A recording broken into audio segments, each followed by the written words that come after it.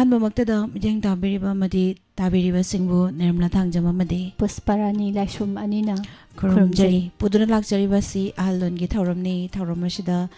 ꯁꯤꯖꯤꯟꯅꯖꯔꯤꯕ mobile number 7005-707-8008 ꯍꯥꯏꯔꯤꯕ number ꯑꯁꯤꯗ call ꯇꯧꯕꯤꯗꯨꯅ ꯑꯗꯣꯝꯒꯤ ꯆꯍꯤ 60ꯒꯤ ꯃꯊꯛꯇ ꯂꯩꯕ ꯑꯍꯜꯁꯤꯡꯅ ꯁꯔꯨꯛ ꯌꯥꯕꯤꯅꯕ ꯅꯣꯂꯨꯛꯅ ꯅꯤꯡꯁꯤꯡꯖꯔꯤ ꯑꯗꯨꯒ ꯃꯃꯥꯡꯗ ꯐꯪꯕꯤꯈ꯭ꯔꯕꯁꯤꯡ ꯊꯧꯔꯝꯁꯤꯗ ꯂꯦꯞꯄꯤꯌꯨ ꯐꯪꯖꯗꯕꯁꯤꯡꯗ ꯈꯨꯗꯣꯡꯆꯥꯕ ꯄꯤꯃꯤꯟꯅꯁꯤ ꯍꯥꯏꯕꯁꯤꯁꯨ ꯃꯌꯥꯝꯗ ꯅꯣꯜꯂꯨꯛꯆꯔꯤ ꯐꯪꯕꯤꯈ꯭ꯔꯕꯁꯤꯡꯅ ꯂꯦꯞꯄꯤꯔꯒ ꯐꯪꯖꯗ꯭ꯔꯤꯕꯁꯤꯡꯗ ꯇꯣꯏꯅ ꯐꯪꯖꯗꯕꯁꯤꯡꯗ ꯍꯥꯏꯇꯥꯔꯦ ꯈꯨꯗꯣꯡꯆꯥꯕꯁꯤ ꯄꯤꯃꯤꯟꯅꯁꯤ ꯑꯍꯜ ꯂꯣꯟꯒꯤ ꯊꯧꯔꯝ ꯍꯦꯟꯅ ꯅꯨꯡꯉꯥꯏꯕ ꯊꯧꯔꯝ ꯑꯃ ꯑꯣꯏꯍꯟꯕꯗ ꯊꯧꯔꯝ ꯇꯥꯕꯤꯔꯤꯕ ꯑꯃꯗꯤ ꯇꯣꯉꯥꯟ ꯇꯣꯉꯥꯟꯕ ꯃꯐꯝꯗ ꯂꯩꯕꯤꯔꯤꯕ ꯏꯃꯥ ꯏꯕꯦꯜꯁꯤꯡ ꯑꯗꯨꯒ ꯑꯍꯜ ꯑꯣꯏꯔꯕ ꯑꯣꯖꯥ ꯄꯥꯕꯨꯡꯁꯤꯡ ꯃꯌꯥꯝꯅ ꯁꯔꯨꯛ ꯌꯥꯕꯤꯌꯨ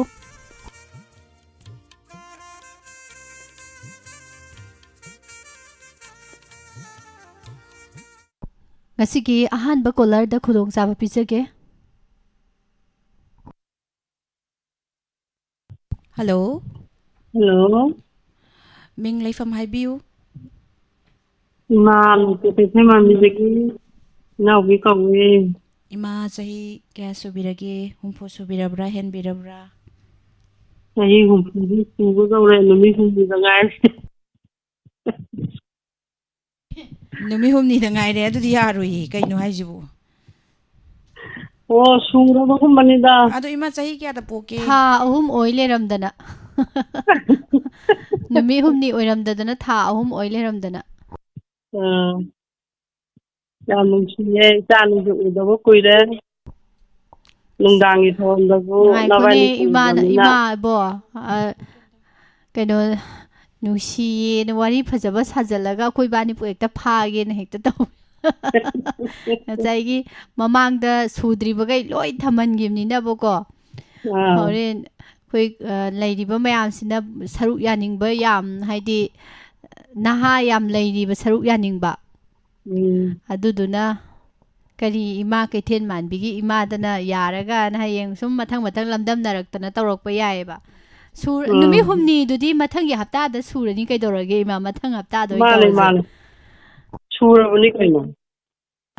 ꯏꯃꯥꯅ ꯉꯝꯅꯕ ꯑꯗꯨꯝ ꯍꯣꯠꯅꯔꯤꯅꯦ ꯇꯧꯔꯤꯁꯦ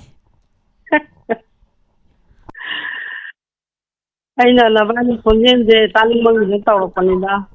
ꯏꯃꯥ ꯌꯥꯔꯣꯏꯌꯦ ꯃꯌꯥꯝꯅ ꯌꯥꯅꯤ ꯌꯥꯅꯤ ꯌꯥꯔꯣꯏ ꯑꯩ ꯍꯥꯏꯔꯤꯌꯦ ꯂꯣꯏ ꯍꯥꯏꯅꯈ꯭ꯔꯕꯅꯤ ꯁꯨꯗ꯭ꯔꯤꯕꯅꯤꯅ ꯀꯩꯅꯣ ꯏꯃꯥ ꯃꯤꯗꯤ ꯑꯍꯟ ꯌꯥꯝ ꯑꯣꯏꯅꯤꯡꯗꯦ ꯅꯍꯥ ꯁꯨꯝ ꯑꯣꯏꯅꯤꯡꯉꯒ ꯂꯩ ꯏꯃꯥꯅ ꯆꯍꯤ 60ꯁꯦ ꯄꯔꯞ ꯁꯨꯅꯤꯡꯉꯤꯁꯦ ꯀꯃꯥꯏꯅ ꯇꯧꯔꯤꯅꯣ ꯃꯤ ꯆꯍꯤꯅ ꯄꯨꯖꯔꯛꯄꯕꯨ ꯀꯩꯅꯣ ꯑꯩꯅ ꯅꯍꯥ ꯑꯣꯏꯅꯤꯡꯉꯤꯁꯨ ꯌꯥꯔꯔꯣꯏ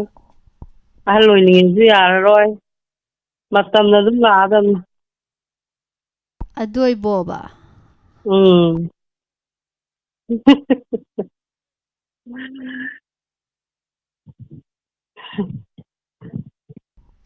ꯑꯩꯈꯣꯏꯗꯤ ꯆꯍꯤ 60 ꯁꯨꯗ꯭ꯔꯤꯕꯅꯤꯅ 60ꯗ ꯍꯪꯕ ꯋꯥꯍꯪꯗꯣ ꯍꯪꯕ ꯉꯝꯃꯣꯏꯗꯧꯔꯤ ꯀꯃꯥꯏꯅ ꯇꯧꯕ ꯏꯃꯥ ꯈꯪꯗꯦ ꯌꯧꯗꯣꯔꯝꯅꯤꯅ ꯑꯗꯨꯝ ꯃꯔꯛꯇ ꯑꯗꯨꯝ ꯇꯥꯟ ꯆꯥꯅ ꯑꯗꯨꯝ ꯍꯪꯉꯛꯑꯣ ꯋꯥꯍꯣꯡ ꯔꯦꯗꯤꯑꯣꯒꯤ ꯄ꯭ꯔꯣꯒꯥꯝꯁꯦ ꯌꯥꯝ ꯆꯣꯞꯄꯦ ꯏꯃꯥꯁꯦ ꯆꯣꯛꯈ꯭ꯔꯖꯥꯠꯅꯤꯗ ꯌꯥꯝ ꯆꯣꯞꯄꯦ ꯀꯃꯥꯏꯅ ꯇꯧꯅꯤ ꯍꯣꯏ ꯇꯧꯔꯤꯁꯤꯗꯤ ꯈꯨꯆꯣꯞ ꯑꯃꯅꯤ ꯏꯟꯁꯥꯡꯒ ꯀꯥꯔꯤꯅꯤ ꯀꯩꯅꯣ ꯔꯦꯗꯤꯑꯣꯁꯦ ꯖꯦꯅ ꯍꯦꯛ ꯈꯣꯡꯉꯛꯄ ꯑꯗꯩ ꯐꯣꯟꯗ ꯑꯃꯨꯛ ꯃꯦꯠꯂ ꯑꯃꯨꯛ ꯌꯦꯡꯅꯤ ꯑꯗꯒꯤ ꯔꯦꯗꯤꯑꯣ ꯑꯃꯨꯛ ꯑꯣꯠꯀꯅꯤ ꯑꯗꯨꯅ ꯏꯔꯣꯝꯗ ꯑꯗꯨꯝ ꯀꯥ ꯂꯩꯔꯝꯃꯦ ꯒ꯭ꯌꯥꯁꯇ ꯑꯩ ꯕꯣꯔ ꯃꯥꯜꯂꯦ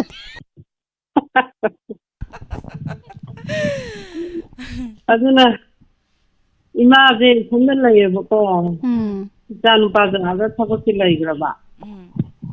ꯑꯗꯨꯅ ꯔꯦꯗꯤꯑꯣꯁꯦ ꯅꯣꯏꯒꯤ ꯋꯥꯍꯣꯡ ꯔꯦꯗꯤꯑꯣꯁꯦ ꯁꯤ ꯑꯗꯨꯝ ꯇꯥꯔ ꯏꯃꯥꯟꯅꯕ ꯑꯣꯏ ꯂꯩꯔꯕ ꯏꯆꯥ ꯅꯨꯄꯥꯁꯨ ꯅꯨꯄꯤ ꯊꯤꯕ ꯌꯥꯗ꯭ꯔꯦ ꯏꯃꯥꯁꯦ 1960ꯒ ꯀꯌꯥꯗ ꯄꯣꯛꯀꯦ ꯍꯥ ꯏꯃꯥꯁꯦ 1960ꯒ ꯀꯌꯥꯗ ꯄꯣꯛꯀꯦ ꯑꯁ ꯈꯪꯗ꯭ꯔꯦꯗ ꯑꯗꯨꯗꯤ ꯀꯥꯎꯔꯦ ꯑꯗꯨꯒ ꯀꯃꯥꯏꯅ ꯅꯨꯃꯤꯠ 6ꯅꯤ ꯋꯥꯠꯂꯤ ꯈꯪꯉꯤꯅꯣ ꯀꯩꯅꯣꯗ ꯑꯙꯥꯔ ꯀꯥꯔꯗꯇ ꯌꯦꯡꯕꯗ ꯑꯙꯥꯔꯗ Aadhaar da yengadi chahi pharamani da. Chahi pharamani. Aadhaar do yenge ba. Aadhaar gi sok to amta haibirak pa yagadra ima. Ha. Aadhaar gi sok to amta haibirak pa yagadro. Aadhaar ki shuto. Adu yengdi khanga Aadhaar du aada gas ki zelo tawle thamne na ina. Aadhaar ki gas ki book tawjena. Imana ngam Pharamani ima je yongne hajali je. Aadhaar da yengbada khangine Aadhaar da ju sok ibni sok tu na khangda ba. Handaki ima handaki phone lottery gi do sajan bada yawbi gi bra. Ai yawde. Kai gi no yawdri di. Ai di adu do khangju khangda ba. Adu kandu da akoi adu gi sajan manu adai do. Ngai khoi ima khangju khangda ba haiji bu radio je saudri bak tai na hai Nate nate. Ai harake ta. Akoi gi nong kan na chu gi do. Adai to koi si line de ka thengam bi je. Mai ya de ba. Oh. Mai nalam ku. As mai yam nungai se dan ta si. Masi ngarang din kho sara. Mai da ta Adin ai ri yo je. Phare phare mai da sa to ro khung ne ba. Adai she la pa du ne. Masa bi so o ma du na lupa ni ku je mai la ta ka lai bi na. Hal ta ti sa nuai ba mai. Oh. Adudi ima je sahi kaino je sahi ji mana sudri hare aduga kaino do oiramagadi suramani. Aadhaar da di sahi je dum kaino tawbane aduna sudabagi kaino tawraga tangkhai ma kaino tawrasi. Tangkhai ma la je heng surukanda. Hoi. Wari watai jana. Ado khoi bani gi khonjen taning bane hare tare koi mayare ko. Thagajari ma. Mathangi caller da khudong cha bijarage.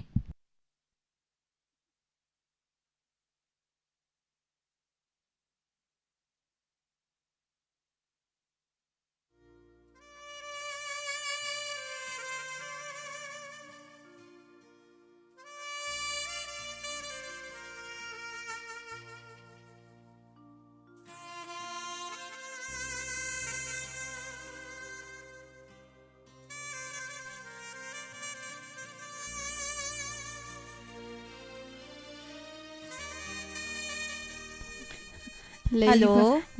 Hello. Minga Laifam ga haibiu. Good afternoon, Miss. Khojumang dagi babu. Phone tawjari bai si usiwa wang dagi thoiba laisramni Miss. Babung thoiba mu yosale. Ma Hoi. usiwa wang madagi aidi khojumang dagi babung kaino malure. Khonjen Bajamon. manadra. Khitang di mana ba aduga wahai di mana da ba. Hoi. Madam harakata ba babung berjamani. Babung kai dau bigi doino. Babung thoiba. Ai si kasu kano program si ipaisa matam amada amuk tengnadana naha wajingi punsi wari kaya thagre adu hujikti sahi su yamjalla abanina isa ngai isa imo ngai da yumba longi maramda haipet ipaisa sumwari saba yaroidra Yaroi babung mamang da wari sagramina isai amtang sa amo babung na pele da ide amo mera tha ga yosalak pajida yumba longi wari sanaraga mo akogi nungsijarba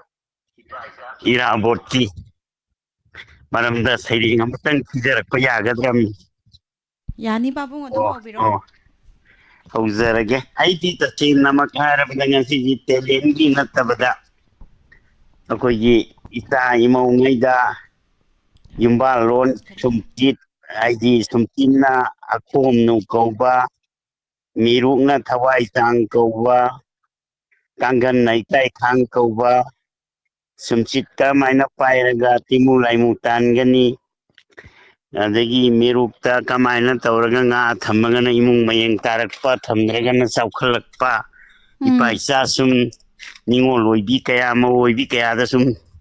tana jeneng bani adubu ado babung na akhang bado dum si ipagi khonjen nungai rakta babung hauziki do babung na akhang ba akhoi gi afaba lonjat hai tare ko ꯄꯥꯕꯨꯡꯅ ꯑꯈꯪꯕꯗꯣ ꯑꯗꯨꯝ share ꯇꯧꯕꯤꯔꯝꯃꯣ ꯑꯗꯨꯝ ꯍꯥꯏꯗꯤ ꯁꯨꯃꯥꯏꯅ ꯑꯩꯈꯣꯏꯒꯤ ꯃꯩꯇꯩꯒꯤ ꯆꯠꯅꯕꯤꯗ ꯁꯨꯃꯥꯏꯅ ꯇꯧꯔꯒꯗꯤ ꯑꯐꯕ ꯑꯣꯏ ꯁꯨꯃꯥꯏꯅ ꯇꯧꯔꯒꯗꯤ ꯐꯠꯇꯦ ꯍꯥꯏꯕꯗो ꯑꯗꯨꯝ ꯑꯗꯨꯝ ꯇꯥꯛꯄꯤꯔꯝꯃꯣ ꯍꯥꯏꯇꯥꯔꯦꯀꯣ ꯇꯦꯜꯂꯞ ꯑꯍꯜꯂꯃꯟ ꯇꯦꯜꯂꯞꯅ ꯏꯄꯥ ꯏꯄꯨꯁꯤꯡꯅ ꯐꯨꯡꯒꯥ ꯋꯥꯔꯤꯗ ꯂꯤꯕꯤꯔꯝꯕ ꯃꯇꯝ ꯑꯩꯈꯣꯏꯒꯤ ꯇꯤꯃꯨ ꯂꯥꯏꯃꯨ ꯐꯠꯇꯕꯅ ꯃꯥꯡꯒꯣꯟꯗ ꯅꯠꯇ꯭ꯔꯒꯅ ꯄꯣꯠꯁꯦꯝ ꯖꯥꯗꯨꯅ ꯃꯄꯥꯟꯗ ꯀꯩꯅꯣ ꯇꯧꯕ ꯃꯇꯝꯗ ꯑꯩꯈꯣꯏꯒꯤ ꯅꯤꯡꯉꯣꯜ ꯑꯣꯏꯕꯤꯁꯤꯡ ꯑꯗꯒꯤ ꯏꯃꯧ ꯑꯣꯏꯕꯤ ꯀꯌꯥꯅ ꯑꯍꯥꯟꯕ ꯌꯥꯍꯧꯔꯛꯄ ꯃꯇꯝꯗ ꯑꯩꯈꯣꯏꯒꯤ ꯀꯥꯆꯤꯟꯗ ꯂꯩꯔꯤꯕ ꯃꯁꯨꯝꯆꯤꯠꯇ ꯏꯃꯥ ꯑꯈꯣꯝꯅꯨ ꯂꯦꯡꯈꯠꯄꯤꯔꯣꯁꯦ ꯅꯃꯣꯝꯒ ꯇꯥꯏꯕꯪ ꯁꯤꯟꯊꯥ ꯄꯥꯡꯃꯤꯟꯅꯔꯁꯤ ꯍꯥꯏꯗꯅ ꯄꯥꯏꯔꯦ ꯍꯥꯏꯔꯒ ꯍꯜꯂꯣ ꯍꯜꯂꯣ ꯇꯥꯏꯌꯦ ꯑꯣ ꯄꯥꯕꯨꯡ ꯑꯗꯨ ꯄꯥꯏꯔꯦ ꯍꯥꯏꯔꯒ ꯊꯣꯡꯖꯤꯟ ꯀꯥꯟꯊꯣꯔꯛꯀꯅꯤ ꯏꯃꯥ ꯅꯪꯅ ꯅꯆꯥꯒꯤ ꯁꯪꯒꯥꯏꯁꯤꯗꯩꯁꯤꯗ ꯅꯆꯥ ꯅꯅꯥꯏꯗ ꯇꯤꯃꯨ ꯂꯥꯏꯃꯨ ꯐꯠꯇꯕꯅ ꯑꯩꯈꯣꯏꯒꯤ ꯃꯤꯠꯌꯦꯡ ꯀꯥꯔꯟ ꯇꯥꯔꯝꯕ ꯑꯗꯒꯤ ꯐꯠꯇ ꯍꯥꯎꯊꯤ ꯂꯩꯔꯝꯕ ꯈꯨꯗꯤꯡꯃꯛꯇꯣ ꯏꯃꯥ ꯅꯪꯅ ꯁꯤꯠꯇꯣꯛꯄꯤꯔꯣ ꯍꯨꯝꯇꯣꯛꯄꯤꯔꯣ ꯍꯥꯏꯅ ꯁꯤꯠꯇꯣꯛꯄ ꯃꯇꯝꯗ ꯇꯤꯃꯨ ꯂꯥꯏꯃꯨ ꯐꯠꯇꯕ ꯄꯣꯠꯁꯦꯝ ꯖꯥꯗꯨ ꯄꯨꯝꯅꯃꯛ ꯑꯩꯈꯣꯏꯒꯤ ꯃꯍꯤ ꯃꯌꯥꯏ ꯆꯝꯅꯤ ꯍꯥꯏ ꯏꯃꯨꯡꯗ ꯂꯩꯕ ꯑꯣꯏꯔꯒꯁꯨ ꯏꯃꯥꯁꯦ ꯑꯃꯨꯛ ꯇꯥꯁꯟꯕꯤꯔꯣ ꯈꯣꯝꯖꯤꯟꯕꯤꯔꯣ ꯐꯠꯇ ꯍꯥꯎꯊꯤ ꯈꯨꯗꯤꯡꯃꯛ ꯅꯆꯥ ꯅꯅꯥꯏꯒꯤ ꯃꯣꯛꯄ ꯁꯪꯒꯥꯏꯁꯤꯗꯩ ꯍꯥꯏꯅ ꯏꯆꯟ ꯇꯥꯁꯟꯗꯅ ꯑꯩꯈꯣꯏꯒꯤ ꯐꯨꯡꯒꯥ ꯂꯥꯏꯔꯨꯗ ꯊꯝꯃꯒ ꯈꯣꯝꯖꯤꯜꯂꯒ ꯂꯧꯊꯣꯛꯄ ꯑꯍꯜ ꯂꯃꯟꯁꯤꯡꯅ ꯑꯗꯨꯃꯥꯏꯅ ꯍꯥꯏ ꯃꯤꯔꯨꯛ ꯍꯥꯏꯕꯁꯤ ꯊꯋꯥꯏ ꯆꯥꯡ ꯀꯧꯏ ꯍꯥꯏ ꯑꯍꯜ ꯂꯃꯟꯁꯤꯡꯅ ꯅꯣꯡꯃꯒꯤ ꯅꯃꯨ ꯇꯥꯏꯕꯪ ꯑꯣꯏꯕ ꯑꯣꯏꯕꯤ ꯀꯌꯥꯒꯤ ꯅꯣꯡꯃꯒꯤ ꯆꯔꯥ ꯅꯣꯡꯗꯝ ꯈꯜ ꯑꯣꯜꯂꯒ ꯄꯤꯔꯤꯕ ꯑꯁꯤꯕꯨꯅ ꯊꯋꯥꯏ ꯆꯥꯡ ꯀꯧꯏ ꯍꯥꯏ ꯑꯗꯨ ꯀꯅꯥꯒꯨꯝꯕꯤ ꯅꯥꯔꯛ ꯌꯦꯛꯂꯛꯄ ꯅꯠꯇ꯭ꯔꯒꯅ ꯋꯥꯈꯜ ꯐꯔꯛ ꯇꯥꯔꯛꯄ ꯃꯇꯝꯗ ꯃꯥꯏꯕ ꯃꯥꯏꯕꯤꯅ ꯃꯥꯒꯤ ꯊꯋꯥꯏ ꯃꯤꯔꯦꯜꯁꯦ ꯃꯄꯥꯟ ꯊꯣꯛꯑꯦ ꯂꯣꯏꯅꯕ ꯃꯄꯥꯟ ꯊꯣꯛꯑꯦ ꯂꯣꯏꯅꯕ ꯀꯧꯁꯜꯂꯨ ꯍꯥꯏꯔꯛꯄ ꯃꯇꯝꯗ ꯑꯩꯈꯣꯏꯒꯤ ꯃꯤꯔꯨꯞꯅ ꯅꯣꯡꯃꯒꯤ ꯑꯣꯜꯂꯤꯕ ꯊꯋꯥꯏ ꯆꯥꯡ ꯑꯣꯜꯒ ꯄꯤꯔꯤꯕ ꯆꯔꯥ ꯅꯨꯡꯗꯝ ꯇꯝꯕꯤꯔꯤꯕ ꯃꯤꯔꯨꯞ ꯃꯥꯅ ꯑꯩꯈꯣꯏꯒꯤ ꯊꯣꯡꯒꯥꯟꯗ ꯂꯦꯞꯄꯒ ꯑꯋꯥꯡꯕ꯭ꯔꯦꯟ ꯀꯧꯕ꯭ꯔꯨ ꯊꯥꯡꯖꯤꯡ ꯃꯥꯖꯤ ꯃꯥꯏꯗꯥꯏ ꯅꯤꯄꯥꯜ ꯑꯣꯏꯅ ꯆꯠꯂꯤꯕ ꯅꯆꯥ ꯅꯅꯥꯏ ꯑꯣꯏꯕꯒꯤ ꯊꯋꯥꯏ ꯃꯉꯥꯃꯤꯒ ꯊꯥꯡꯒꯠ ꯇꯔꯨꯡꯃ ꯂꯣꯏꯅꯕꯅ ꯂꯩꯃꯦꯜ ꯏꯃꯥꯅ ꯀꯧꯔꯦ ꯀꯧꯅꯨ ꯏꯃꯥꯅ ꯀꯧꯔꯦ ꯄꯂꯦꯝ ꯏꯃꯥꯅ ꯀꯧꯔꯦ ꯀꯨꯛꯂꯥ ꯍꯥꯏꯅ ꯀꯧꯁꯟꯕ ꯃꯇꯝꯗ ꯁꯣꯏꯗꯅ ꯐꯒꯅꯤ ꯍꯥꯏꯅ ꯑꯍꯜ ꯂꯃꯟꯁꯤꯡꯅ ꯇꯥꯛꯄꯤꯔꯝꯕ ꯀꯥꯡꯒꯜꯒꯤ ꯃꯃꯤꯡꯅ ꯏꯀꯥꯏ ꯈꯥꯡ ꯍꯥꯏꯗꯤ ꯐꯠꯇ ꯍꯥꯎꯊꯤ ꯐꯃꯨꯡꯗ ꯂꯩꯕ ꯑꯃꯣꯠ ꯑꯀꯥꯏ ꯈꯨꯗꯤꯡꯃꯛꯇ ꯀꯥꯡꯒꯜ ꯃꯥꯅ ꯉꯥꯛꯊꯣꯛꯄꯤꯕ ꯇꯤꯃꯨ ꯂꯩꯃꯨ ꯐꯠꯇꯕ ꯏꯀꯥꯞ ꯂꯩꯀꯥꯞ ꯆꯪꯕ ꯉꯝꯗꯦ ꯍꯥꯏꯗꯅ ꯀꯥꯡꯒꯜ ꯌꯦꯞꯁꯜꯂꯒ ꯇꯨꯝꯃꯨ ꯍꯥꯏꯅ ꯍꯥꯏꯅꯔꯤꯕ ꯁꯤꯒꯨꯝꯕ ꯋꯥꯔꯤ ꯀꯌꯥꯁꯦ ꯏꯆꯥ ꯑꯣꯏꯕꯤ ꯏꯁꯨ ꯑꯣꯏꯕꯤ ꯏꯃꯧ ꯑꯣꯏꯕꯤ ꯀꯌꯥꯗ ꯑꯍꯜ ꯑꯣꯏꯔꯛꯄꯒꯤ ꯑꯍꯜ ꯂꯃꯟꯅ ꯇꯝꯕꯤꯔꯝꯕ ꯋꯥꯔꯤ ꯈꯔꯁꯦ ꯐꯣꯡꯗꯣꯛꯆꯅꯤꯡꯗꯅ ꯇꯧꯕ ꯍꯣꯏ ꯑꯗꯨ ꯀꯅꯥꯒꯨꯝꯕꯤ ꯑꯃꯅ ꯏꯅꯝꯃ ꯏꯆꯦ ꯏꯟꯗꯣꯜ ꯑꯩꯒꯤ ꯉꯥꯁꯤ ꯂꯧꯕꯤꯌꯨ ꯑꯩ ꯉꯥ ꯌꯣꯟꯕ ꯂꯥꯛꯏꯅꯤ ꯍꯥꯏꯕ ꯃꯇꯝ ꯏꯃꯥ ꯄꯩꯁꯥ ꯂꯩꯇꯦꯅꯦ ꯅꯪ ꯀꯔꯤꯗ ꯁꯤꯖꯤꯟꯅꯅꯕ ꯄꯩꯁꯥꯅꯣ ꯆꯦꯡ ꯑꯣꯏꯅ ꯄꯤꯕ ꯌꯥꯕ꯭ꯔꯥ ꯀ ꯍꯥꯏꯕ ꯑꯃꯗꯨꯗꯤ ꯉꯥ ꯌꯣꯜꯂꯒ ꯆꯦꯡ ꯋꯥꯟꯒꯗꯕꯅꯤꯅ ꯍꯔꯥꯎ ꯍꯔꯥꯎ ꯄꯨꯈ꯭ꯔꯦ ꯑꯗꯨꯕꯨ ꯉꯥꯔꯩꯃ ꯍꯥꯏꯔꯤꯕ ꯏꯃꯥꯁꯤꯗꯤ ꯏꯊꯛ ꯏꯔꯥꯡꯅꯤ ꯆꯦꯡꯂꯩꯃ ꯏꯃꯥꯗꯤ ꯌꯥꯝꯅ ꯏꯪꯖꯕꯤ ꯇꯞꯆꯕꯤ ꯅꯧꯖꯕꯤ ꯏꯃꯥꯅꯤ ꯑꯅꯤꯁꯤ ꯃꯍꯨꯠ ꯁꯤꯟꯅꯔꯛꯄ ꯃꯇꯝꯗ ꯆꯦꯡꯂꯩꯃ ꯏꯃꯥꯅ ꯑꯩꯕꯨ ꯅꯪ ꯂꯦꯝꯂꯩ ꯉꯥ ꯈꯔ ꯄꯥꯝꯕꯒꯤ ꯑꯩꯕꯨ ꯅꯪꯅ ꯃꯤꯉꯣꯟꯗ ꯄꯤꯊꯣꯛꯄ ꯍꯥꯏꯗꯅ ꯌꯥꯝꯅ ꯋꯥꯔꯧ ꯄꯨꯛꯂꯧ ꯆꯥꯎꯏ ꯑꯗꯨꯅ ꯆꯦꯡ ꯄꯤꯈꯤꯕ ꯏꯃꯨꯡꯗ ꯃꯌꯦꯡ ꯇꯥꯔꯦ ꯉꯥ ꯄꯤꯔꯝꯃꯒ ꯆꯦꯡ ꯄꯨꯈꯤꯕ ꯏꯃꯨꯡꯗꯨꯅ ꯆꯥꯎꯈꯠꯄ ꯍꯦꯜꯂꯤ ꯑꯁꯨꯝꯅ ꯇꯥꯛꯄꯤ ꯑꯗꯒꯤ ꯑꯩꯈꯣꯏꯅ ꯆꯦꯡꯐꯨꯗ ꯉꯥ ꯍꯧꯗꯣꯡꯅ ꯆꯥꯗꯣꯔꯦ ꯍꯥꯏꯗꯅ ꯃꯤꯔꯨꯛꯇ ꯉꯥ ꯍꯥꯞꯄꯒ ꯆꯦꯡꯐꯨ ꯃꯅꯨꯡꯗ ꯆꯦꯡꯂꯩꯃ ꯏꯃꯥꯗ ꯉꯥꯔꯩꯃ ꯏꯃꯥꯅ ꯅꯪꯒꯤ ꯂꯩꯐꯝꯁꯤꯗ ꯑꯩꯅ ꯅꯪꯒꯤ ꯌꯨꯝꯕꯨꯔꯦꯝꯕꯤꯁꯤꯅ ꯊꯝꯕꯤꯔꯝꯃꯦ ꯑꯗꯨꯅ ꯅꯪ ꯀꯌꯥꯝ ꯀꯨꯏꯅ ꯂꯩꯈꯤꯅꯤ ꯑꯩꯒꯤ ꯅꯪꯒꯤ ꯅꯒꯨꯟ ꯌꯦꯡꯒꯦ ꯀꯥꯏꯅ ꯉꯥꯔꯩꯃ ꯏꯃꯥꯗ ꯃꯃꯤꯠ ꯈꯥꯅ ꯌꯦꯡꯉꯒ ꯅꯣꯀ꯭ꯔꯦꯝ ꯍꯥꯏꯒ꯭ꯔꯦꯝꯅꯕꯗ ꯆꯦꯡꯂꯩꯃ ꯏꯃꯥꯅ ꯀꯞꯄꯤ ꯑꯁꯨꯝꯅ ꯇꯥꯛꯄꯤ ꯑꯗꯣ ꯏꯄꯥ ꯏꯆꯥ ꯁꯨꯝ ꯋꯥꯔꯤ ꯁꯥꯟꯅꯖꯤꯟꯗꯅ ꯇꯧꯕꯅꯤ ꯋꯥꯔꯤꯅ ꯂꯩꯔꯤ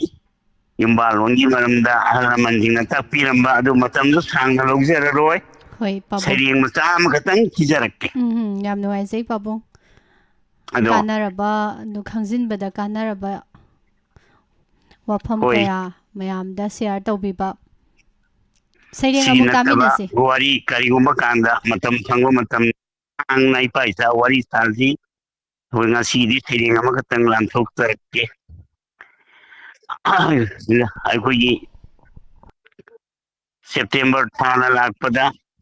ꯃꯤꯌꯥꯝꯅ ꯅꯤꯡꯁꯤꯡꯂꯕ ꯀꯥꯎꯕ ꯉꯝꯃꯔꯣꯏꯗꯕ ꯖꯅꯅꯦꯇꯥ ꯏꯔꯥꯕꯣꯠꯀꯤ ꯃꯔꯝꯗ ꯊꯤꯖꯔꯛꯀꯦ ꯁꯩꯔꯦꯡ ꯄꯥꯊꯣꯛꯇ꯭ꯔꯤꯉꯩꯒꯤ ꯃꯃꯥꯡꯗ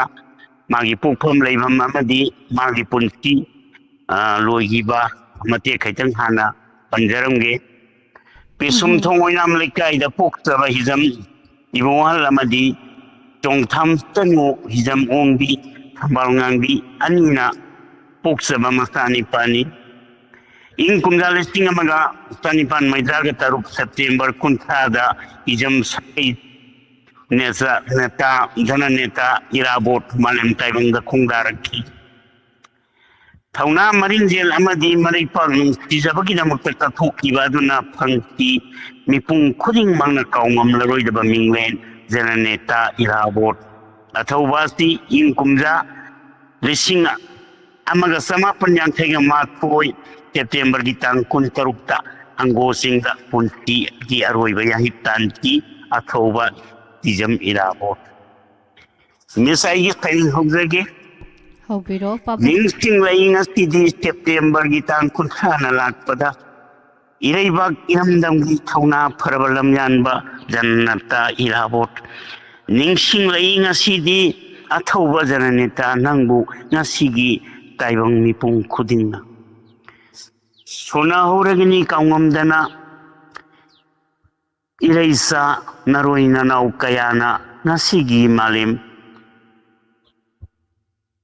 ꯐꯝꯕꯥꯜ ꯊꯛꯇ ꯂꯩꯔꯤꯃꯈꯩ ꯁꯣꯟꯅꯍꯧꯔꯒꯅꯤ ꯏꯔꯩꯄꯥꯛ ꯏꯔꯝꯗꯝ ꯅꯨꯡꯁꯤꯖꯕ ꯅꯔꯣꯏ ꯅꯅꯥꯎ ꯀꯌꯥꯅ ꯅꯨꯡꯁꯤꯖꯔꯕ ꯖꯅꯅꯦꯇꯥ ꯑꯊꯧꯕ ꯏꯔꯥꯕꯣꯠ ꯅꯨꯃꯤꯠ ꯊꯥꯅ ꯂꯩꯔꯤ ꯃꯈꯩ ꯀꯥꯎꯉꯝꯂꯔꯣꯏ ꯅꯪꯒꯤ ꯃꯤꯡꯂꯦꯟ ꯑꯊꯧꯕ ꯖꯅꯅꯦꯇꯥ ꯏꯔꯥꯕꯣꯠ ꯊꯧꯅꯥ ꯐꯔꯕ ꯑꯊꯧꯕ ꯅꯪꯅ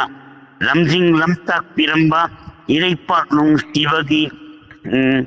ꯍꯩꯔꯛꯄ ꯏꯔꯩꯄꯥꯛ ꯀꯟꯖꯅꯤꯡꯕꯒꯤ ꯃꯩꯔꯤ ꯆꯨꯞꯈꯠꯄꯤꯔꯝꯕ ꯅꯄꯥꯔꯤ ꯅꯃꯣꯡ ꯀꯌꯥ ꯑꯃ ꯂꯩꯕꯥꯛ ꯏꯃꯥ ꯂꯩꯕꯥꯛꯀꯤꯗꯃꯛ ꯀꯤꯕ ꯀꯤꯗꯅ ꯂꯥꯟꯊꯦꯡꯅꯔꯤ ꯉꯁꯤꯁꯨ ꯍꯟꯕ ꯂꯩꯇꯅ ꯀꯌꯥ ꯑꯃꯅ ꯊꯋꯥꯏꯅ ꯄꯣꯟꯊꯥ ꯄꯤꯈ꯭ꯔꯕꯁꯨ ꯅꯄꯥꯔꯤ ꯅꯃꯣꯡ ꯀꯌꯥ ꯑꯃꯅ ꯂꯥꯟꯊꯦꯡꯅꯔꯤ ꯉꯁꯤꯁꯨ ꯍꯟꯕ ꯂꯩꯇꯅ ꯏꯃꯥ ꯂꯩꯕꯥꯛꯀꯤꯗꯃꯛ ꯑꯀꯤ ꯇꯨꯖꯨꯡ ꯂꯩꯇ ꯆꯥꯕ ꯃꯆꯦꯠ ꯇꯨꯝꯕ ꯃꯆꯦꯠ ꯈꯥꯡꯂꯤ ꯉꯁꯤꯁꯨ ꯎꯔꯛ ꯋꯥꯔꯛ ꯅꯥꯔꯛ ꯃꯣꯡꯁꯣꯡꯂꯛꯇ ꯌꯥꯔꯦꯛꯇꯨꯅ ꯂꯥꯟꯊꯦꯡꯅꯔꯤ ꯍꯟꯕ ꯂꯩꯇꯅ ꯏꯃꯥ ꯂꯩꯕꯥꯛꯀꯤꯗꯃꯛꯇꯅꯤ ꯈꯟꯗꯨꯅ ꯑꯊꯧꯕ ꯅꯪꯅ ꯂꯝꯖꯤꯡꯕꯤꯔꯝꯕ ꯅꯄꯥꯔꯤ ꯅꯃꯣꯡ ꯀꯌꯥ ꯍꯦ ꯂꯝꯌꯥꯟꯕ ꯏꯔꯥꯕꯣꯠ ꯍꯦ ꯑꯊꯧꯕ ꯅꯪꯒꯤꯗꯃꯛꯇ ꯅꯇꯨꯡ ꯏꯟꯈ꯭ꯔꯕ ꯅꯔꯣꯏ ꯅꯅꯥꯎ ꯀꯌꯥꯒꯤꯗꯃꯛ ꯃꯤꯠꯀꯤ ꯄꯤꯅ ꯂꯩꯔꯥꯡ ꯂꯩꯍꯨꯛ ꯊꯤꯡꯖꯗꯨꯅ ꯀꯠꯆꯒꯦ ꯇꯔꯄꯣꯟ ꯅꯈꯣꯏꯒꯤꯗꯃꯛ ꯇꯥꯏꯕꯪ ꯆꯥꯏ ꯀꯣꯏꯅ ꯂꯧꯕꯤꯌꯨꯀꯣ ꯍꯦ ꯑꯊꯧꯕ ꯅꯣꯡꯗꯣꯜ ꯂꯩꯄꯥꯛꯇ ꯏꯪꯅ ꯆꯤꯛꯅ ꯂꯩꯕ ꯑꯣꯏꯕꯤꯌꯨꯀꯣ ꯍꯦ ꯑꯊꯧꯕ ꯅꯣꯡꯗꯣꯜ ꯂꯩꯄꯥꯛꯇꯒꯤ ꯂꯩꯆꯤꯜ ꯄꯣꯃꯥꯏ ꯍꯥꯡꯗꯨꯅ ꯃꯥꯂꯦꯝ ꯐꯝꯕꯥꯜ ꯇꯛꯇ ꯃꯤꯠꯌꯦꯡ ꯌꯥꯡꯈꯩ ꯄꯤꯔꯧ ꯄꯤꯅꯕꯤꯌꯨ ꯄꯥꯡꯒꯜ ꯊꯧꯅꯥ ꯍꯥꯞꯄꯤꯌꯨ ꯋꯥꯈꯜ ꯂꯧꯁꯤꯡ ꯏꯔꯩꯄꯥꯛ ꯏꯔꯝꯗꯝꯒꯤꯗꯃꯛꯇ ꯈꯣꯡꯐꯝ ꯆꯦꯠꯅ ꯂꯦꯞꯂꯤꯕ ꯅꯄꯥꯔꯤ ꯅꯃꯣꯝꯁꯤꯡꯗ ꯍꯦ ꯑꯊꯧꯕ ꯖꯅꯅꯦꯇꯥ ꯏꯔꯥꯕꯣꯠ ꯃꯇꯥꯡ ꯁ꯭ꯋꯥꯏꯗ ꯃꯤꯁ ꯑꯩꯒꯤ ꯁꯩꯔꯦꯡ ꯇꯦꯟꯁꯟꯖꯒꯦ ꯌꯥꯝ ꯐꯖꯈ꯭ꯔꯦ ꯄꯥꯕꯨꯡ ꯁꯩꯔꯦꯡ ꯅꯨꯡꯁꯤꯕ ꯖꯅꯅꯦꯇꯥ ꯍꯤꯖꯝ ꯏꯔꯥꯕꯣꯠꯄꯨ ꯁꯩꯊꯥꯗꯨꯅ ꯂꯥꯟꯊꯣꯛꯄꯤꯕ ꯁꯩꯔꯦꯡ ꯃꯤꯁ ꯑꯍꯜ ꯑꯣꯏꯔꯛꯄꯅꯤꯅ ꯇꯨꯔꯨ ꯅꯣꯡꯃ ꯍꯜꯂꯛꯄꯗ ꯄꯣꯊꯥꯐꯝ ꯂꯩꯇꯕ ꯃꯤꯁ ꯍꯣꯏꯒꯤ ꯄ꯭ꯔꯣꯒ꯭ꯔꯥꯝꯁꯤ ꯇꯥꯔꯒ ꯀꯔꯤꯕꯨ ꯍꯥꯏꯔꯒ ꯐꯖꯒꯗꯒꯦ ꯀꯔꯤꯕꯨ ꯍꯥꯏꯔꯒ ꯄꯦꯟꯕꯤꯒꯗꯒꯦ ꯈꯟꯗꯨꯅ ꯑꯍꯤꯡ ꯇꯨꯝꯗꯅ ꯁꯥꯒꯠꯆꯔꯒ ꯏꯖꯕ ꯁꯩꯔꯦꯡꯅꯤ ꯐꯖꯩ ꯍꯥꯏꯅ ꯏꯖꯕ ꯁꯩꯔꯦꯡ ꯅꯠꯇꯦ ꯃꯇꯝ ꯂꯦꯟꯅꯕ ꯏꯖꯕꯅꯤ ꯃꯤ ꯌꯥꯝ Thank ꯐꯖꯈ꯭ꯔꯦ you, ꯄꯥꯕꯨꯡ Pabong ꯑꯗꯨꯏꯁꯨ Thagasari. ꯑꯩꯈꯣꯏ ꯏꯔꯥꯕꯣꯠꯗꯦꯒ ꯃꯔꯤ ꯂꯩꯅꯅ ꯊꯤꯕꯤꯕ ꯁꯩꯔꯦꯡꯁꯦ ꯌꯥꯝꯅ ꯑꯥꯔꯊꯌꯥꯝꯅ ꯂꯩ ꯌꯥꯝꯅ ꯃꯒꯨꯟ ꯂꯩ ꯌꯥꯝ ꯐꯖꯩ ꯄꯥꯕꯨꯡ Thagasari, ꯊꯥꯒꯠꯆꯔꯤ Pabong. ꯊꯥꯒꯠꯆꯔꯤ Mathangi kolar da mukudong saba piminasi. ꯊꯝꯖꯔꯤꯕ ꯅꯝꯕꯔ 7005707808 ꯆꯍꯤ ꯑꯗꯣ ꯍꯨꯝꯐꯨꯒꯤ ꯃꯊꯛꯇ ꯂꯩꯕ ꯀꯣꯂꯔ ꯏꯃꯥ ꯏꯕꯦꯜ ꯑꯗꯒꯤ ꯏꯄꯥ ꯏꯄꯜꯁꯤꯡꯅ ꯁꯔꯨꯛ ꯌꯥꯕꯤꯌꯨ ꯆꯍꯤ ꯁꯨꯗꯅꯗꯤ ꯇꯁꯦꯡꯅꯃꯛꯀꯤꯗꯤ ꯑꯩꯈꯣꯏ ꯃꯃꯥꯡꯗ ꯐꯪꯈꯤꯕ ꯀꯣꯂꯔꯁꯤꯡꯒꯤ ꯈꯨꯗꯣꯡꯆꯥꯕꯁꯦ ꯀꯩꯅꯣ ꯇꯧꯕꯅꯦ ꯍꯥꯏꯗꯤ ꯐꯪꯖꯗꯕꯁꯤꯡꯗ ꯈꯨꯗꯣꯡꯆꯥꯕ ꯄꯤꯃꯤꯟꯅꯁꯤ ꯍꯥꯏꯗꯅꯗꯤ ꯂꯥꯎꯖꯕꯅꯦ ꯑꯗꯨꯕꯨ ꯀꯣꯜꯗꯤ ꯐꯪꯖꯜꯂꯛꯄꯅꯤꯅꯕꯀꯣ ima ahal lai guru ngaktanina kakthachbasu ngamjate adubu isai ama saireng ama wareng ama mayamna adu khitang haidi tharomsi mamang da khoigi tawgiba mawong gumna hai tare ko khitang marak marak ta su yawhan abagi da makta hai tare phangbi khraba singnadi amomuktang di pothabiu haibasi thamjabaga loinana misnimla nakanda kundo pareng leibra nakanda kundo pareng amo huksalak tong man kay nakat pay type ta hukti huksalak ano ay huzik laiba position se kaino kaysu kay di hay tari kaysum tawde isana pangkhanda khanjala pangkhanda khalla ba phara bhut tho edo khangde ne ai di khalle kamai tongni kaysum tawde hello ima chahi humpu subirabro han hangoge humpu da Sahi humpududi aada lehore. Aada lehore. Kadai da lehore. Mudraga mari. Adondi. Kari ino hai jibo. Mudraga mari sudore khonje na angang macha pikanau gi angang macha gi khonje ni. Mudraga mari pa. Mudraga mari pa. Loud speaker thadok pi broi ma gi sibo. Yes na Kari ino hai je. Kari hai no tadre. Loud speaker thadok pi bro. Yara po pulin kagi pramodini. Ima yari po korpore khojin dagi pramodini thangjare do ima gi phone je loud speaker thadok pi bro. Ha. Loud speaker thadok pi bro. Hayo mo. Wo yaki yang Thadoktre. Yam nuwajare ima. Poro khonji dagi ma ima promo. khonjen angang malubagi narani akhoi gi iran natte ado ima gi sei hobiro ima mamang dadi kol myam phangramni na boko. Matam sei yam hauroba. matam yam lawdabida. Adudi sahi humda tare ki angang amana na. Wahong tebi. Jenen ji khoidam jagi hairi ye. Adu thola halage. Ibema Monica la nang na ne.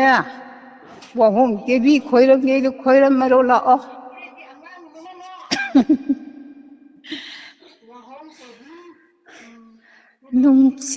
Nungsida ko. Wahong tebi radio ahal oiraga kaya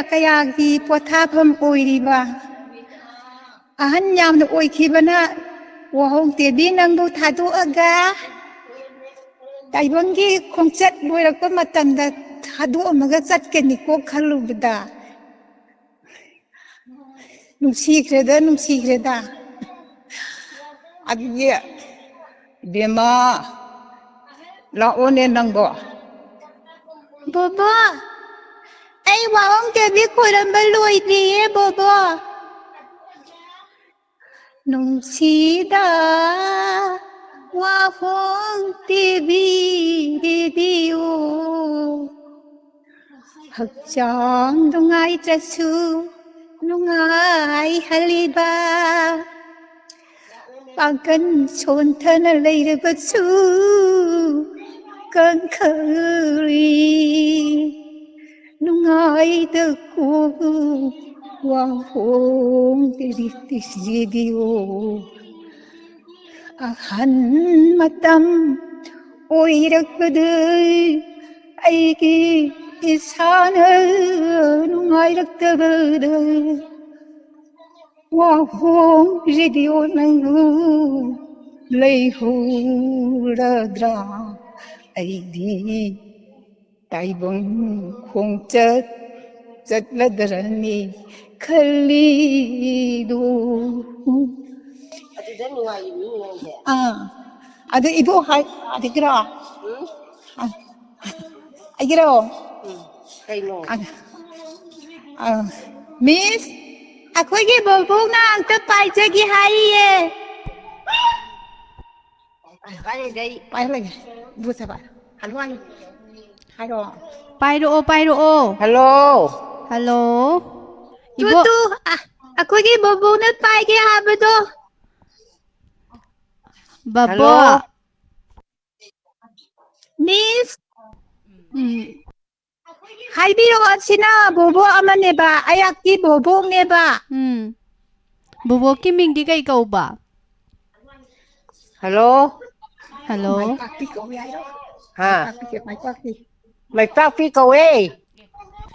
ꯃꯤꯡꯋꯥꯏꯔꯤꯔꯣ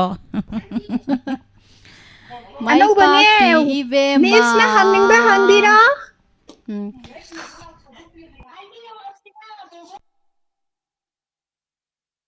थागसरी ꯂꯥꯏꯟꯁꯦ ꯇꯠꯊꯣꯛꯈ꯭ꯔꯦ ꯃꯊꯪꯒꯤ ꯑꯃꯨꯛ ꯂꯧꯈꯠꯆꯒꯦ hello hello ꯏꯃꯥꯁꯦ ꯆꯍꯤ ꯀꯌꯥ ꯁꯨꯕꯤꯔꯒꯦ ꯑꯣ ꯃꯇꯝꯗꯤ ꯌꯥꯝ ꯁꯥꯡꯅ ꯂꯧꯅꯕꯗꯨꯗ ꯍꯧꯖꯤꯛ ꯆꯪꯕ ꯉꯝꯗ꯭ꯔꯦ इमाना असुम्ब हाइजल्लैसे कईगिनो कई लमदैनो इमा मिंगना करी कौबीबगे ꯑꯣ ꯍꯤꯌꯥꯡꯂꯝ ꯇꯦꯔꯥꯕꯤꯁꯛꯇꯒꯤ ꯍꯣꯏꯗꯣꯝ ꯃꯦꯃꯥꯇꯣꯝꯕꯤ ꯀꯧꯏ ꯃꯤꯁ ꯏꯃꯥ ꯃꯦꯃꯥ ꯇꯣꯝꯕꯤ ꯀꯔꯤ ꯆꯍꯤ ꯍꯨꯝꯐꯨ ꯍꯦꯜꯂꯕ꯭ꯔꯣ ꯍꯨꯝꯗ꯭ꯔꯥ ꯁꯨꯔꯕ꯭ꯔꯣ ꯆꯍꯤ ꯍꯨꯝꯐꯨ ꯍꯦꯜꯂꯕ ꯍꯨꯝꯗ꯭ꯔꯥ ꯁꯨꯔꯕ꯭ꯔꯣ ꯑꯣ ꯍꯨꯝꯐꯨꯇꯔꯥꯗꯤ ꯌꯧꯐꯥꯠꯇ꯭ꯔꯤ ꯑꯗꯨꯒ ꯍꯨꯝꯐꯨꯒ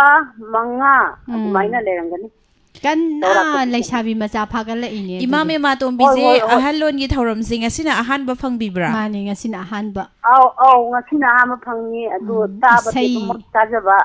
wari nungai खुलांग थांजे ꯍꯥꯏꯇꯥꯔꯦ मतम फत्ते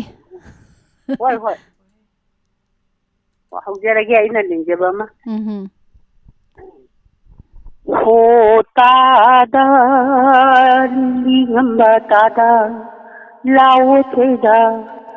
ꯍꯩꯒꯦ ꯂꯥꯎꯑꯣ ꯑꯩꯒꯤꯗ ꯃꯇꯝ ꯊꯦꯡꯂ ꯃꯇꯝꯁꯤꯗ ꯌꯦꯟꯗ ꯈꯨꯗꯤꯡ ꯆꯠꯄꯗ ꯆꯠꯊꯔꯒ ꯅꯈꯣꯡꯗꯨꯅ ꯇꯨꯔꯣꯏ ꯉꯥꯔꯣꯏ ꯑꯣ ꯊꯥꯡꯂꯛꯂꯣ ꯑꯣ ꯇꯥꯗ ꯂꯤꯉꯝꯕ ꯇꯥꯗ ꯅꯪꯅ ꯅꯣꯡꯃ ꯂꯥꯛꯄꯗ ꯄꯣꯔꯛꯀꯅꯤ ꯍꯥꯏꯔꯝꯕꯗ ꯑꯩꯒꯤ ꯕꯥꯀꯤꯗꯣ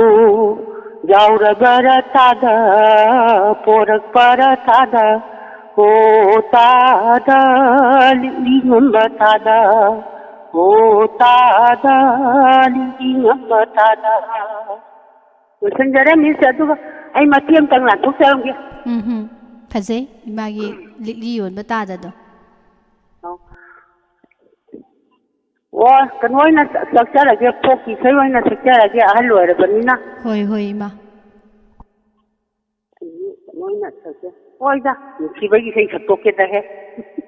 होई दहे कैदौजरुने काई कल्लाबा चलनासे करम न खाऊं हाय बगे निकुमतंग उदबदा लेंगम्बदाई गीता मोई लिगाई कल्लाबा चलनासे कबना नबा सिंगरूबा निखिताबे अजरूबा ऐतनवलालोबे अरिपालैताबा निखिता थामो साइनाबा ओइरमले विदाई की कल्लबा नाते लिंगालोई जीवा हुंदो परी पामुनंगुंग संदा निचुलपुनी खना खुचानी नलिंगादा तत्खानी सोजाई नाना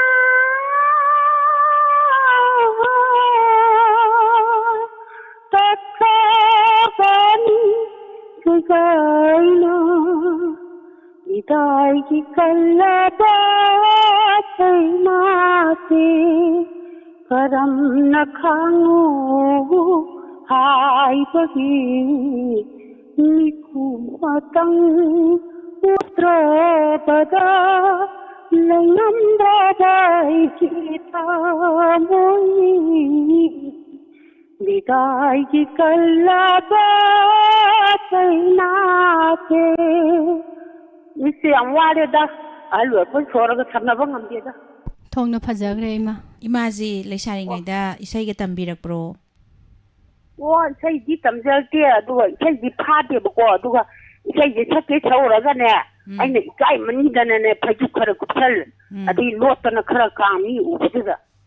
पाखटसादना इसाइदि सोइरम पाबुंग दि लेरिब्रो इमा हा पाबुंग दि लेबिरिब्रो लैरी जंग लाउनै लैरी पम अदो इमा से करी लम निंगोलनो हा इमा से करी लम निंगोलनो ओ हियांगलम तेरा बिसंग निंगोनी हियांगलम दिदा दुम लैरे एसी बोतरी मांगन जसन दरना लैका इ खुदै इस्ती तकपदा ओइना लैरबा औ हियांगलम तेरा बिसक्तगी ने बुदुम पुष्पानी खै सक्तिदो अदु दुग्या थोंगान मायोंग नरी लैबुम लैबुदुदगी निंगोने एसे निंगोमम निंगो मिस कनम का हाइजोगे मतंग चाहिदा मिस नोइना हंगिए सिदा होय ओने कोइना रे दो माइना का सुम फोन तौरगा मिंथा हाइबिरो काइनागा मिस नोइनागा सुम हंग पजे अदो निवै खरन हाइबा नंगबु थगदै थादर परा होइदोमदा दुम चावर परा अना हाइ नंग सगै नते अमता पलकी दि करी दोबै नोइ हाइबा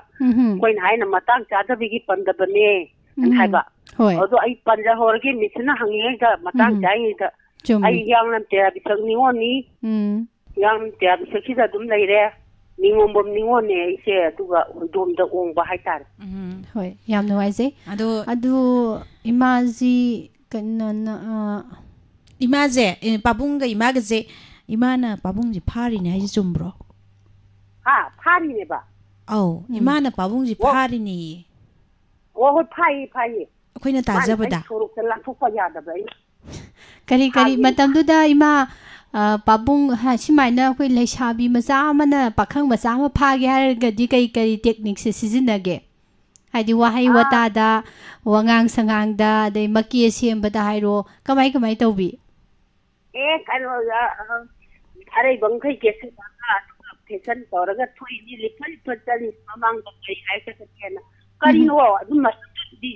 पोनी कइनो करी हाइ बाइमा कोई ना ने मतलब विभाग लगपदा ने इसे कोई नुपी ओबिगी सिंगी थी केंदा जो पोट बनि हबा अदुना छिनना बाना सुन करी हाइनी कोई पोट तो छिनना बाना nga makta jole ting kai dana masna le hai dana bani sori ni to adumaina maki semaga dai mamang duga tilipel patalaga iranga ai tawdina chai chelino kaida साइगी चेंगी समान लांगदना होय संबाल हाइब्रो औ हाय समलांग फट संबाल हाइगदबा चेंगी संबाल लांगदना मसिदा कोइगी खितंगा कइनो तोरगा केसलगा नुमिदांग वाइरमगा तौबसिदा लंबीदगा चटपसिदा साइगी लंबीदा थेंगनबजिंगदुना अदो इमाजे पाखंग क्या न ngawrokphamdi oirake khangeda masing thibado hujikadi thingam darba ponida deda adu chawrakpamdi khangbiramgani sum chawrakpa ma kawba ngamdaba wari ga leibra laiji leibajani nioi goin pobani na wari do mati amta ju taningi do imagi ꯀꯅꯥꯅ ꯈꯪꯕꯅꯣ ꯑꯩꯈꯣꯏꯁꯤ ꯈꯔ ꯉꯥꯎꯁꯟꯅꯔꯛꯑꯦ ꯑꯗꯨꯗꯨꯅ ꯉꯥꯎꯁꯤꯟꯅꯕꯁꯤꯅꯤꯁꯦ ꯋꯥꯔꯤ ꯌꯥꯝ ꯂꯩꯒꯜꯂꯤꯁꯦ ꯍꯣꯏ ꯍꯣꯏ ꯃꯥꯡꯗꯒ ꯇꯨꯕꯠ ꯆꯠꯀꯞꯄ ꯉꯝꯖꯥꯠ ꯅꯠꯇꯦꯗ ꯃꯤꯒꯥꯁꯤ ꯑꯗꯨꯗꯨꯅ ꯑꯅꯛꯄꯁꯤꯗ ꯑꯗꯨꯝ ꯇꯥꯔꯤꯅꯤ ꯑꯔꯥꯞꯄꯗ ꯇꯥꯖꯒꯦ ꯈꯟꯕꯗꯨꯅ ꯑꯅꯛꯄꯁꯤꯗ ꯑꯗꯣ ꯑꯗꯨꯝ ꯇꯥꯔꯤ 이마세 ꯈꯣꯏꯃꯨ ꯀꯌꯥ ꯈꯪꯅꯔꯛꯀꯦ ꯆꯥꯎꯔꯥꯛꯄ ꯃꯣꯏ ꯀꯨꯜꯃꯨꯛꯇꯤ ꯑꯣꯏꯔꯝꯕ ꯌꯥꯏ ꯏꯃꯥ ꯑꯗꯣ ꯏꯄꯦꯝꯃ ꯄꯪꯌꯥꯝ ꯌꯥꯝꯗꯦ ꯑꯗꯨꯗꯤ ꯀꯩꯅꯣꯗ ꯀꯩꯅꯣꯗ ꯆꯠꯈꯤꯕꯁꯨ ꯌꯥꯎꯔꯦ ꯂꯥꯏꯔꯩꯕꯥꯛꯇ ꯆꯠꯈꯤꯕꯁꯨ ꯌꯥꯎꯔꯦ ꯑꯩꯈꯣꯏ ꯑꯗꯨꯗꯤ ꯂꯝꯁꯦ ꯁꯨꯔꯝꯗꯧ ꯃꯥꯜꯂꯦ ꯂꯝꯁꯦ ꯁꯨꯔꯝꯗꯧ ꯑꯗꯨꯝ ꯂꯝ ꯃꯥꯜꯂꯦꯕ ꯑꯌꯥꯝꯕ ꯑꯗꯨꯝ ꯁꯨꯔꯝꯕꯅꯤ ꯍꯥꯏꯔꯤꯕ ꯌꯥꯝꯕꯅꯤꯅ ꯑꯗꯣ ꯍꯣꯏ ꯍꯣꯏ ꯏꯃꯥ ꯍꯣꯏ ꯀꯩꯅꯣꯁꯦ ꯄꯥꯕꯨꯡꯁꯦ ꯏꯃꯥꯅ ꯐꯥꯕꯅꯤꯅ ꯆꯦꯟꯕꯁꯦ ꯄꯥꯕꯨꯡꯁꯦ ꯀꯗꯥꯏꯗ ꯊꯩꯕꯤ ꯀꯔꯤ ꯍꯥꯏꯕ ꯑꯩ ꯐꯣꯟꯗꯤ ꯇꯥꯕ ꯑꯣ ꯏꯃꯥꯅꯅꯦ ꯑꯥꯎ ꯇꯥꯕꯤꯔꯕ꯭ꯔꯥ ꯏꯃꯥ ꯇꯥꯔꯦ 이마나 빠붕제 파버니나 하이디 빠붕지 그라이다 타이게 ꯍꯥꯏꯗꯤ ꯂꯝꯗꯣ ꯑꯩꯈꯣ이 ꯌꯨꯝ ꯅꯛꯅꯕ ꯂꯝ ꯑꯃꯇꯒꯤꯁꯨ ꯑꯣꯏꯕꯅꯤꯅꯕꯀꯣ ꯑꯍꯜ ꯂꯃꯟꯒꯤ ꯌꯥꯕ ꯌꯥꯗꯕ ꯍꯥꯏꯕ ꯑꯃꯁꯨ ꯂꯩꯕꯅꯤꯅ ꯉꯁꯥꯏꯒꯤ ꯏꯃꯥꯅꯗꯤ ꯄꯥꯕꯨꯡꯁꯦ ꯄꯥꯝꯖꯔꯨꯕꯗꯩ ꯅꯨꯡꯁꯤꯖꯔꯨꯕꯗꯒꯤ ꯐꯥꯕꯤꯔꯦꯗꯣ ꯑꯗ ꯀꯗꯥꯏꯋꯥꯏꯗ ꯊꯩꯒꯦ ꯍꯪꯉꯤꯕ ꯊꯩꯕꯗꯤ ꯄꯂꯥꯞ ꯂꯥꯞꯇꯦ ꯑꯗꯨꯝ ꯊꯩꯔꯦ ꯑꯗꯨꯒ ꯋꯥꯔꯤ ꯁꯥꯒꯦꯅ ꯀꯩꯅꯣꯒꯤ ꯄꯨꯁꯄꯥꯅꯤ ꯍꯣꯏꯗ ꯐꯤꯂꯝ ꯀꯥꯞꯄꯤꯅꯦꯅ ꯌꯥꯝ ꯇꯧꯋꯦꯕꯀꯣ ꯃꯇꯝꯗꯨꯗ ꯑꯗꯨꯗ ꯑꯝꯇ ꯊꯣꯛꯂꯣꯅ ꯍꯥꯏꯔꯅ ꯑꯗꯨꯃꯥꯏꯅ ꯑꯣꯏꯅꯤ ꯀꯥꯏꯗꯤ ꯈꯟꯕ ꯅꯠꯇꯦꯗ ꯑꯗꯩ ꯏꯟꯀꯤꯜ ꯑꯝꯇꯪ ꯇꯧꯋꯦ ꯃꯣꯏ ꯑꯅꯤꯅ ꯏꯟꯀꯤꯜ ꯑꯝꯇꯪ ꯇꯧꯅꯔꯒ ꯍꯦꯛꯇ ꯐꯤꯕꯨꯟ ꯅꯝꯃꯒ ꯄꯨꯕ ꯋꯥꯅꯤꯗ ꯑꯗꯨ ꯏꯔꯥ ꯑꯗꯨꯝ ꯆꯠꯂꯦꯗꯅ ꯑꯩꯈꯣꯏꯅ ꯈꯜꯂꯨꯔꯤꯁꯤ ꯑꯣꯟꯅꯔꯦ ꯐꯤꯕꯨꯟꯁꯦ ꯍꯦꯛꯇ ꯅꯝꯈ꯭ꯔꯦꯕ ꯑꯗꯩꯗꯤ ꯉꯁꯥꯏꯒꯤ ꯅꯨꯄꯤꯁꯤꯗꯤ ꯅꯨꯄꯤ ꯃꯆꯥ ꯍꯥꯏꯁꯤꯗꯤ ꯑꯍꯨꯝꯂꯛ ꯄꯪꯗꯩ ꯍꯥꯏꯔꯤꯕꯅꯤ ꯍꯣꯏ ꯍꯣꯏ ꯑꯗ ꯑꯗꯨꯝ ꯏꯃꯥꯁꯨ ꯑꯗꯨꯝ ꯄꯪꯊꯈ꯭ꯔꯦ ꯐꯤꯕꯨꯟ ꯅꯝꯕꯗꯨꯗ ꯍꯣꯏ ꯍꯣꯏ ꯑꯗꯣ ꯑꯗꯒꯤ ꯂꯝ ꯑꯃꯗꯒꯤ ꯂꯝꯗꯨꯗꯤ ꯍꯥꯏꯖꯔꯣꯏ ꯍꯥꯏꯌꯨ ꯄꯤꯌꯨ ꯈꯣꯠꯂꯣꯅ ꯑꯍꯟꯈꯩꯗ ꯍꯥꯏꯕ ꯂꯥꯛꯏꯅꯦ ꯇꯧꯕꯗꯨ ꯇꯥꯕꯗꯨꯗꯒꯤ ꯍꯦꯛꯇ ꯁꯨꯅꯝ ꯁꯥꯁꯣꯟꯗ ꯍꯦꯛꯇ ꯐꯥꯕꯤꯔꯤꯅꯤꯗ 수남 사선 ꯇꯧꯈ꯭ꯔꯕ 이마지 수남 사선 ꯇꯧꯈ꯭ꯔꯕ ꯐꯪꯍꯧꯗꯕ ꯇꯥꯔꯦ 수남 사선다 ꯃꯁꯤ ꯐꯥꯒꯤꯗꯒꯤ ꯑꯩꯒꯤ ꯑꯣꯏꯍꯧꯔꯣꯏꯗꯧꯔꯦꯅ ꯍꯦꯛꯇ ꯄꯥꯕꯨꯡꯗꯨꯅ ꯋꯥꯈꯜ ꯃꯆꯥ ꯑꯃ ꯈꯟꯊꯔꯨꯔꯒ ꯒ꯭ꯌꯥꯟ ꯇꯥꯔꯛꯄꯗ ꯏꯃꯥꯁꯦ ꯐꯤꯕꯨꯟ ꯅꯝꯕꯅꯦꯕ ꯍꯣꯏ ꯑꯩ ꯐꯤ ꯁꯥꯗꯣꯏꯅꯤ ꯀꯥꯏꯅꯒ ꯑꯩꯅ ꯍꯥꯞꯂꯦꯟ ꯀꯥꯏ ꯃꯇꯝꯗꯨꯗ ꯃꯩꯗꯤ ꯊꯥꯅꯗꯣꯏꯅꯤ ꯍꯥꯞꯂꯦꯟ ꯀꯥꯏꯁꯤ ꯊꯥꯅꯅꯕꯅꯤ ꯀꯥꯏꯅ ꯊꯥꯎ ꯅꯨꯡ ꯂꯩꯗꯅ ꯐꯤ ꯂꯥꯏꯒꯤ ꯊꯨꯡꯗꯣꯏꯅꯤ ꯀꯥꯏꯅ ꯇꯧꯖꯔꯝꯃꯤꯅꯦ ꯑꯗꯨꯗꯨꯒ ꯍꯦꯛꯇ ꯐꯥꯕꯤꯔꯤꯅꯤꯅ ꯁꯤꯅꯦꯃꯥ ꯌꯨꯝꯐꯝꯗ ꯉꯥꯛꯇꯪ ꯊꯣꯛꯂꯛꯑꯣ ꯍꯥꯏꯔꯒ ꯐꯥꯔꯤꯅꯤꯗꯅ ꯑꯗꯣ ꯏꯃꯥ ꯍꯥꯏꯕꯤꯌꯨ ꯐꯥꯕꯗꯣ ꯏꯃꯥꯁꯨ ꯑꯗꯨꯝ ꯄꯥꯕꯨꯡꯗꯣ ꯃꯁꯛ ꯐꯖꯕꯅꯤꯅ ꯑꯗꯨꯝ ꯌꯥꯔꯦ ꯑꯗꯨꯝ ꯍꯣꯏ ꯑꯩꯉꯣꯟꯗꯗꯤ ꯐꯖꯔꯦ ꯃꯤꯉꯣꯟꯗꯗꯤ ꯈꯪꯗꯦ ꯑꯩꯉꯣꯟꯗꯗꯤ ꯐꯖꯔꯞ ꯇꯧꯕ ꯑꯃ ꯈꯜꯂꯤ ꯃꯥꯅꯁꯨ ꯑꯩꯗꯤ ꯐꯖꯔꯦꯅ ꯈꯟꯖꯔꯝꯒꯅꯤ ꯉꯁꯥꯏꯒꯤ ꯏꯃꯥ ꯍꯣꯏꯒꯤ ꯀꯩꯅꯣꯗꯣ ꯑꯣꯏꯔꯕꯅꯤꯅꯕ ꯃꯥꯏ ꯍꯥꯖꯕꯦꯟ ꯑꯗꯨ ꯑꯣꯏꯗꯣꯔꯕꯅꯤꯅ ꯑꯗꯣ ꯏꯃꯥ ꯃꯇꯝꯗꯨꯒꯤ ꯆꯠꯅꯕꯤꯗꯕꯀꯣ ꯁꯨꯃꯥꯏꯅ ꯑꯩꯈꯣꯏꯒꯤ ꯃꯇꯝꯗꯨꯗꯗꯤ ꯍꯥꯏꯅ ꯁꯤꯡꯅꯕꯁꯦ ꯑꯗꯨꯝ ꯆꯠꯅꯔꯝꯃꯦꯕꯀோ ꯑꯗ ꯁꯨꯃꯥꯏꯅ ꯆꯦꯟ ꯆꯣꯡꯕ ꯇꯧꯕꯁꯦ ꯑꯍꯜ ꯂꯃꯟꯁꯤꯡ ꯁꯨꯝ ꯏꯃꯥꯒꯤ ꯏꯁꯥꯗ ꯗꯥꯏꯔꯦꯛ ꯊꯣꯛꯇꯕ ꯑꯣꯏꯔꯒꯁꯨ ꯂꯩꯀꯥꯏꯒꯤ ꯏꯃꯥꯟꯅꯕꯤꯁꯤꯡ ꯁꯨꯝ ꯇꯤꯟꯅꯔꯛꯄ ꯀꯥꯟꯗ ꯆꯦꯟ ꯆꯣꯡ ꯇꯧꯕꯁꯦ ꯑꯍꯜ ꯂꯃꯟꯅ ꯌꯥꯗꯕ ꯑꯗꯒꯤ ꯆꯩꯕ ꯊꯥꯡꯕ ꯆꯩꯕ ꯉꯥꯡꯕ ꯈꯣꯠꯄ ꯑꯗꯨꯒꯨꯝꯕꯁꯦ ꯑꯗꯨꯝ ꯃꯇꯝꯗꯨꯒꯤ ꯑꯣꯏꯅ ꯆꯠꯅꯔꯛꯄ꯭ꯔꯥ ꯂꯩꯕ꯭ꯔꯥ ꯆꯦꯟꯈ꯭ꯔꯁꯨ ꯑꯐꯕꯅꯤ ꯍꯥꯏꯔꯗꯤ ꯍꯦꯛꯇ ꯀꯔꯤꯝ ꯍꯥꯏꯅꯗꯕ꯭ꯔꯥ ꯑꯩ ꯀꯩꯅꯣꯝꯇ ꯍꯥꯏꯖꯔꯛꯀꯦ ꯏꯆꯥꯡꯈꯩꯅ ꯍꯪꯉꯤꯁꯤꯗ ꯀꯣꯂꯔ ꯑꯇꯩꯈꯩꯅꯗꯤ ꯁꯥꯎꯅꯤꯡꯕꯅ ꯂꯣꯏꯔꯝꯃꯅꯤ ꯁꯥꯎꯔꯣꯏ ꯁꯤ ꯋꯥꯔꯤꯁꯤꯅꯤ ꯁꯥꯗꯣꯏꯁꯦ ꯋꯥꯔꯤꯁꯦ ꯁꯥꯎ ꯌꯥꯗꯕ ꯏꯃꯥ ꯏꯕꯦꯟ ꯃꯌꯥꯝ ꯑꯃ ꯂꯩ ꯑꯗꯣ ꯏꯃꯥꯅ ꯊꯃꯣꯏ ꯁꯦꯡꯅ ꯐꯣꯡꯗꯣꯛꯄꯤꯔꯛꯄꯗꯨꯅꯤ ꯃꯌꯥꯝꯅ ꯇꯥꯗꯧꯒꯤ ꯉꯥꯏ ꯂꯩꯔꯤꯁꯦ ꯍꯣꯏ ꯗꯥꯗꯥ ꯃꯇꯝꯗꯨꯗ ꯑꯩꯒꯤ ꯏꯄꯥꯁꯦ ꯌꯥꯝ ꯄꯟꯖꯅꯤꯡꯕꯩ ꯅꯠꯇꯦ ꯄꯨꯡ ꯌꯩꯕꯗ ꯃꯃꯤꯡ ꯃꯊꯥ ꯈꯔ ꯆꯠꯄ ꯑꯣꯏꯅ ꯇꯧꯔꯝꯃꯦꯕꯀꯣ ꯌꯥꯡꯅꯝ ꯅꯤꯌꯣꯝꯕꯝ ꯅꯨꯄꯥꯃꯆꯥ ꯎꯒꯥꯏ ꯅꯨꯄꯥꯃꯆꯥꯅ ꯃꯃꯤꯡ ꯈꯔ ꯆꯠꯄꯒꯨꯝꯅ ꯇꯧꯔꯝꯃꯦꯕꯀꯣ ꯑꯗ ꯃꯥꯒꯤ ꯃꯁꯨꯡ ꯃꯃꯥꯟꯅꯕꯅꯤꯅ ꯅꯣꯏꯒꯤ ꯅꯆꯥꯅꯨꯄꯤꯗꯣ ꯏꯆꯥ ꯑꯩꯈꯣꯏ ꯅꯨꯄꯤ ꯑꯩꯈꯣꯏ ꯑꯍꯨꯝꯅꯦꯕ ꯑꯗꯩꯗ ꯄꯤꯌꯨ ꯈꯣꯠꯂꯨ ꯀꯥꯏꯅꯒ ꯍꯥꯏꯕ ꯑꯍꯟꯈꯩꯗꯕꯨꯗꯤ ꯍꯥꯏꯕ ꯂꯩꯕ ꯑꯗꯨꯗ ꯍꯥꯏꯔꯦ ꯇꯥꯕꯗꯨꯗ ꯍꯦꯛꯇ ꯅꯛꯅꯕꯅꯤꯅ ꯅꯛꯅꯕ ꯎꯔꯤꯗ ꯎꯄꯥꯟꯗ ꯌꯦꯠꯂꯦ ꯑꯗꯨꯗ ꯍꯦꯛ ꯇꯧꯔꯦ ꯑꯩꯗꯤ ꯑꯗꯣ ꯀꯩꯅꯣ ꯇꯧꯏ ꯑꯗꯣ ꯑꯍꯟꯈꯩꯅ ꯀꯩꯗꯧꯅꯤ ꯊꯣꯛꯑꯕꯅꯤꯅ ꯑꯉꯥꯡ ꯃꯁꯦꯟ ꯌꯥꯅ ꯆꯠꯈ꯭ꯔꯕꯅꯤꯅ ꯍꯥꯏꯔ ꯑꯩꯅ ꯂꯨꯍꯣꯡꯕꯤꯒꯅꯤ ꯀꯥꯏꯅ ꯌꯥꯝ ꯀꯞꯄꯗꯪ ꯇꯧꯋꯦꯕ ꯏꯆꯦꯍꯣꯏꯗꯒ ꯍꯥꯏꯔꯒ ꯈꯪꯅꯖꯔꯒꯁꯨ ꯑꯩꯗꯤ ꯌꯥꯔꯣꯏ ꯏꯆꯦ ꯂꯣꯕꯅꯤꯅ ꯃꯤ ꯃꯃꯥꯡ ꯆꯣꯞꯄꯦ ꯑꯩꯈꯣꯏꯗꯤ ꯀꯨꯏꯅꯗꯤ ꯊꯝꯃꯣꯏꯅ ꯀꯨꯏꯅ ꯑꯗꯨꯝ ꯍꯣꯡꯗꯣꯛꯄꯤꯔꯦ ꯑꯗꯨꯃꯥꯏꯅ ꯇꯧꯈ꯭ꯔꯦ ꯑꯗꯣ ꯏꯃꯥꯅ ꯀꯨꯟꯃꯨꯛꯀꯤ ꯃꯌꯥ ꯈꯪꯅꯔꯛꯏ ꯍꯥꯏꯕꯗꯣ ꯅꯣꯡ ꯐꯥꯗꯣꯛꯀꯗꯤ ꯊꯦꯡꯅꯕꯤꯕ ꯌꯥꯎꯗ꯭ꯔꯣ ꯅꯣꯡ ꯐꯥꯗꯣꯛꯇꯤ ꯊꯦꯡꯅꯕꯤꯕ ꯌꯥꯎꯗ꯭ꯔꯣ ꯑꯗꯨꯗꯤ ꯚꯥꯔꯤꯗ ꯊꯦꯡꯅꯩ ꯄꯣꯠꯅꯤꯗ ꯀꯧꯅꯕ꯭ꯔꯥ ꯑꯗꯨꯗꯤ ꯀꯧꯅꯕꯁꯨ ꯌꯥꯎꯏ ꯑꯗꯒꯤ ꯃꯁꯛꯇꯨ ꯎꯕꯗ ꯑꯁ ꯍꯨꯃꯥꯡꯅ ꯄꯨꯂꯨꯞ ꯂꯨꯞꯄꯀꯥꯁꯨ ꯌꯥꯎꯔꯤ ꯄꯣꯠꯅꯤꯗ ꯑꯗꯣ ꯏꯆꯝ ꯆꯝꯅ ꯈꯟꯇꯣꯛꯑꯒ ꯏꯃꯥ ꯂꯨꯍꯣꯡꯗꯣꯔꯦꯒ ꯇꯥꯕꯗ ꯁꯨꯝ ꯈꯪꯅ ꯆꯥꯟꯅꯔꯝꯕꯒꯤ ꯍꯥꯏꯇꯥꯔꯦꯀꯣ ꯑꯩꯈꯣꯏ ꯀꯩꯒꯨꯝꯕ ꯑꯃ ꯁꯨꯝ ꯇꯧꯕꯤꯔꯛꯄ ꯇꯧꯕꯁꯨ ꯑꯗꯨꯝ ꯌꯥꯎꯈꯤꯕ꯭ꯔꯥ ꯌꯥꯎꯏ ꯑꯗꯒꯤ ꯑꯃꯅ ꯑꯩꯈꯣꯏꯒꯤ ꯕꯣꯟ ꯁꯥꯟꯅꯕꯗꯣ ꯃꯃꯤꯡ ꯆꯠꯄꯅꯤ ꯃꯃꯤꯡꯒꯗꯤ ꯄꯜꯂꯔꯣꯏ ꯑꯗ ꯂꯨꯍꯣꯡꯕ ꯊꯤꯟꯕꯗꯨꯗ ꯗꯣꯂꯥꯏꯗ ꯊꯤꯟꯕꯗꯨꯗ ꯇꯣꯛ ꯂꯝꯕꯦꯟꯗ ꯂꯩꯔꯝꯕ ꯍꯥꯏꯇꯥꯔꯦ ꯑꯩꯅ ꯇꯣꯛ ꯄꯥꯛꯊꯕ ꯏꯀꯥꯏꯗꯅ ꯑꯗꯨꯅ ꯃꯌꯥꯝꯅ ꯍꯪꯉꯤ ꯀꯩꯗꯧꯕꯩꯅꯣ ꯅꯪꯅ ꯅꯃꯥꯏꯗꯨ ꯂꯨꯛꯊꯔ ꯆꯠꯂꯤꯗꯤ ꯍꯥꯏ ꯑꯗꯨ ꯌꯥꯝ ꯐꯖꯅ ꯂꯥꯛꯑꯀꯥꯟꯗ ꯅꯃꯥꯏꯗꯨ ꯂꯨꯛꯊꯔ ꯆꯠꯂꯤꯗꯤ ꯀꯩꯒꯤꯅꯣ ꯍꯥꯏ ꯀꯥꯗꯩ ꯇꯧꯋꯦꯅ ꯄꯥꯛꯊꯕꯅꯤꯗ ꯍꯥꯏꯕ ꯑꯩꯀꯣ ꯏꯃꯥꯗ ꯗꯣꯂꯥꯏ ꯇꯣꯡꯕꯁꯦ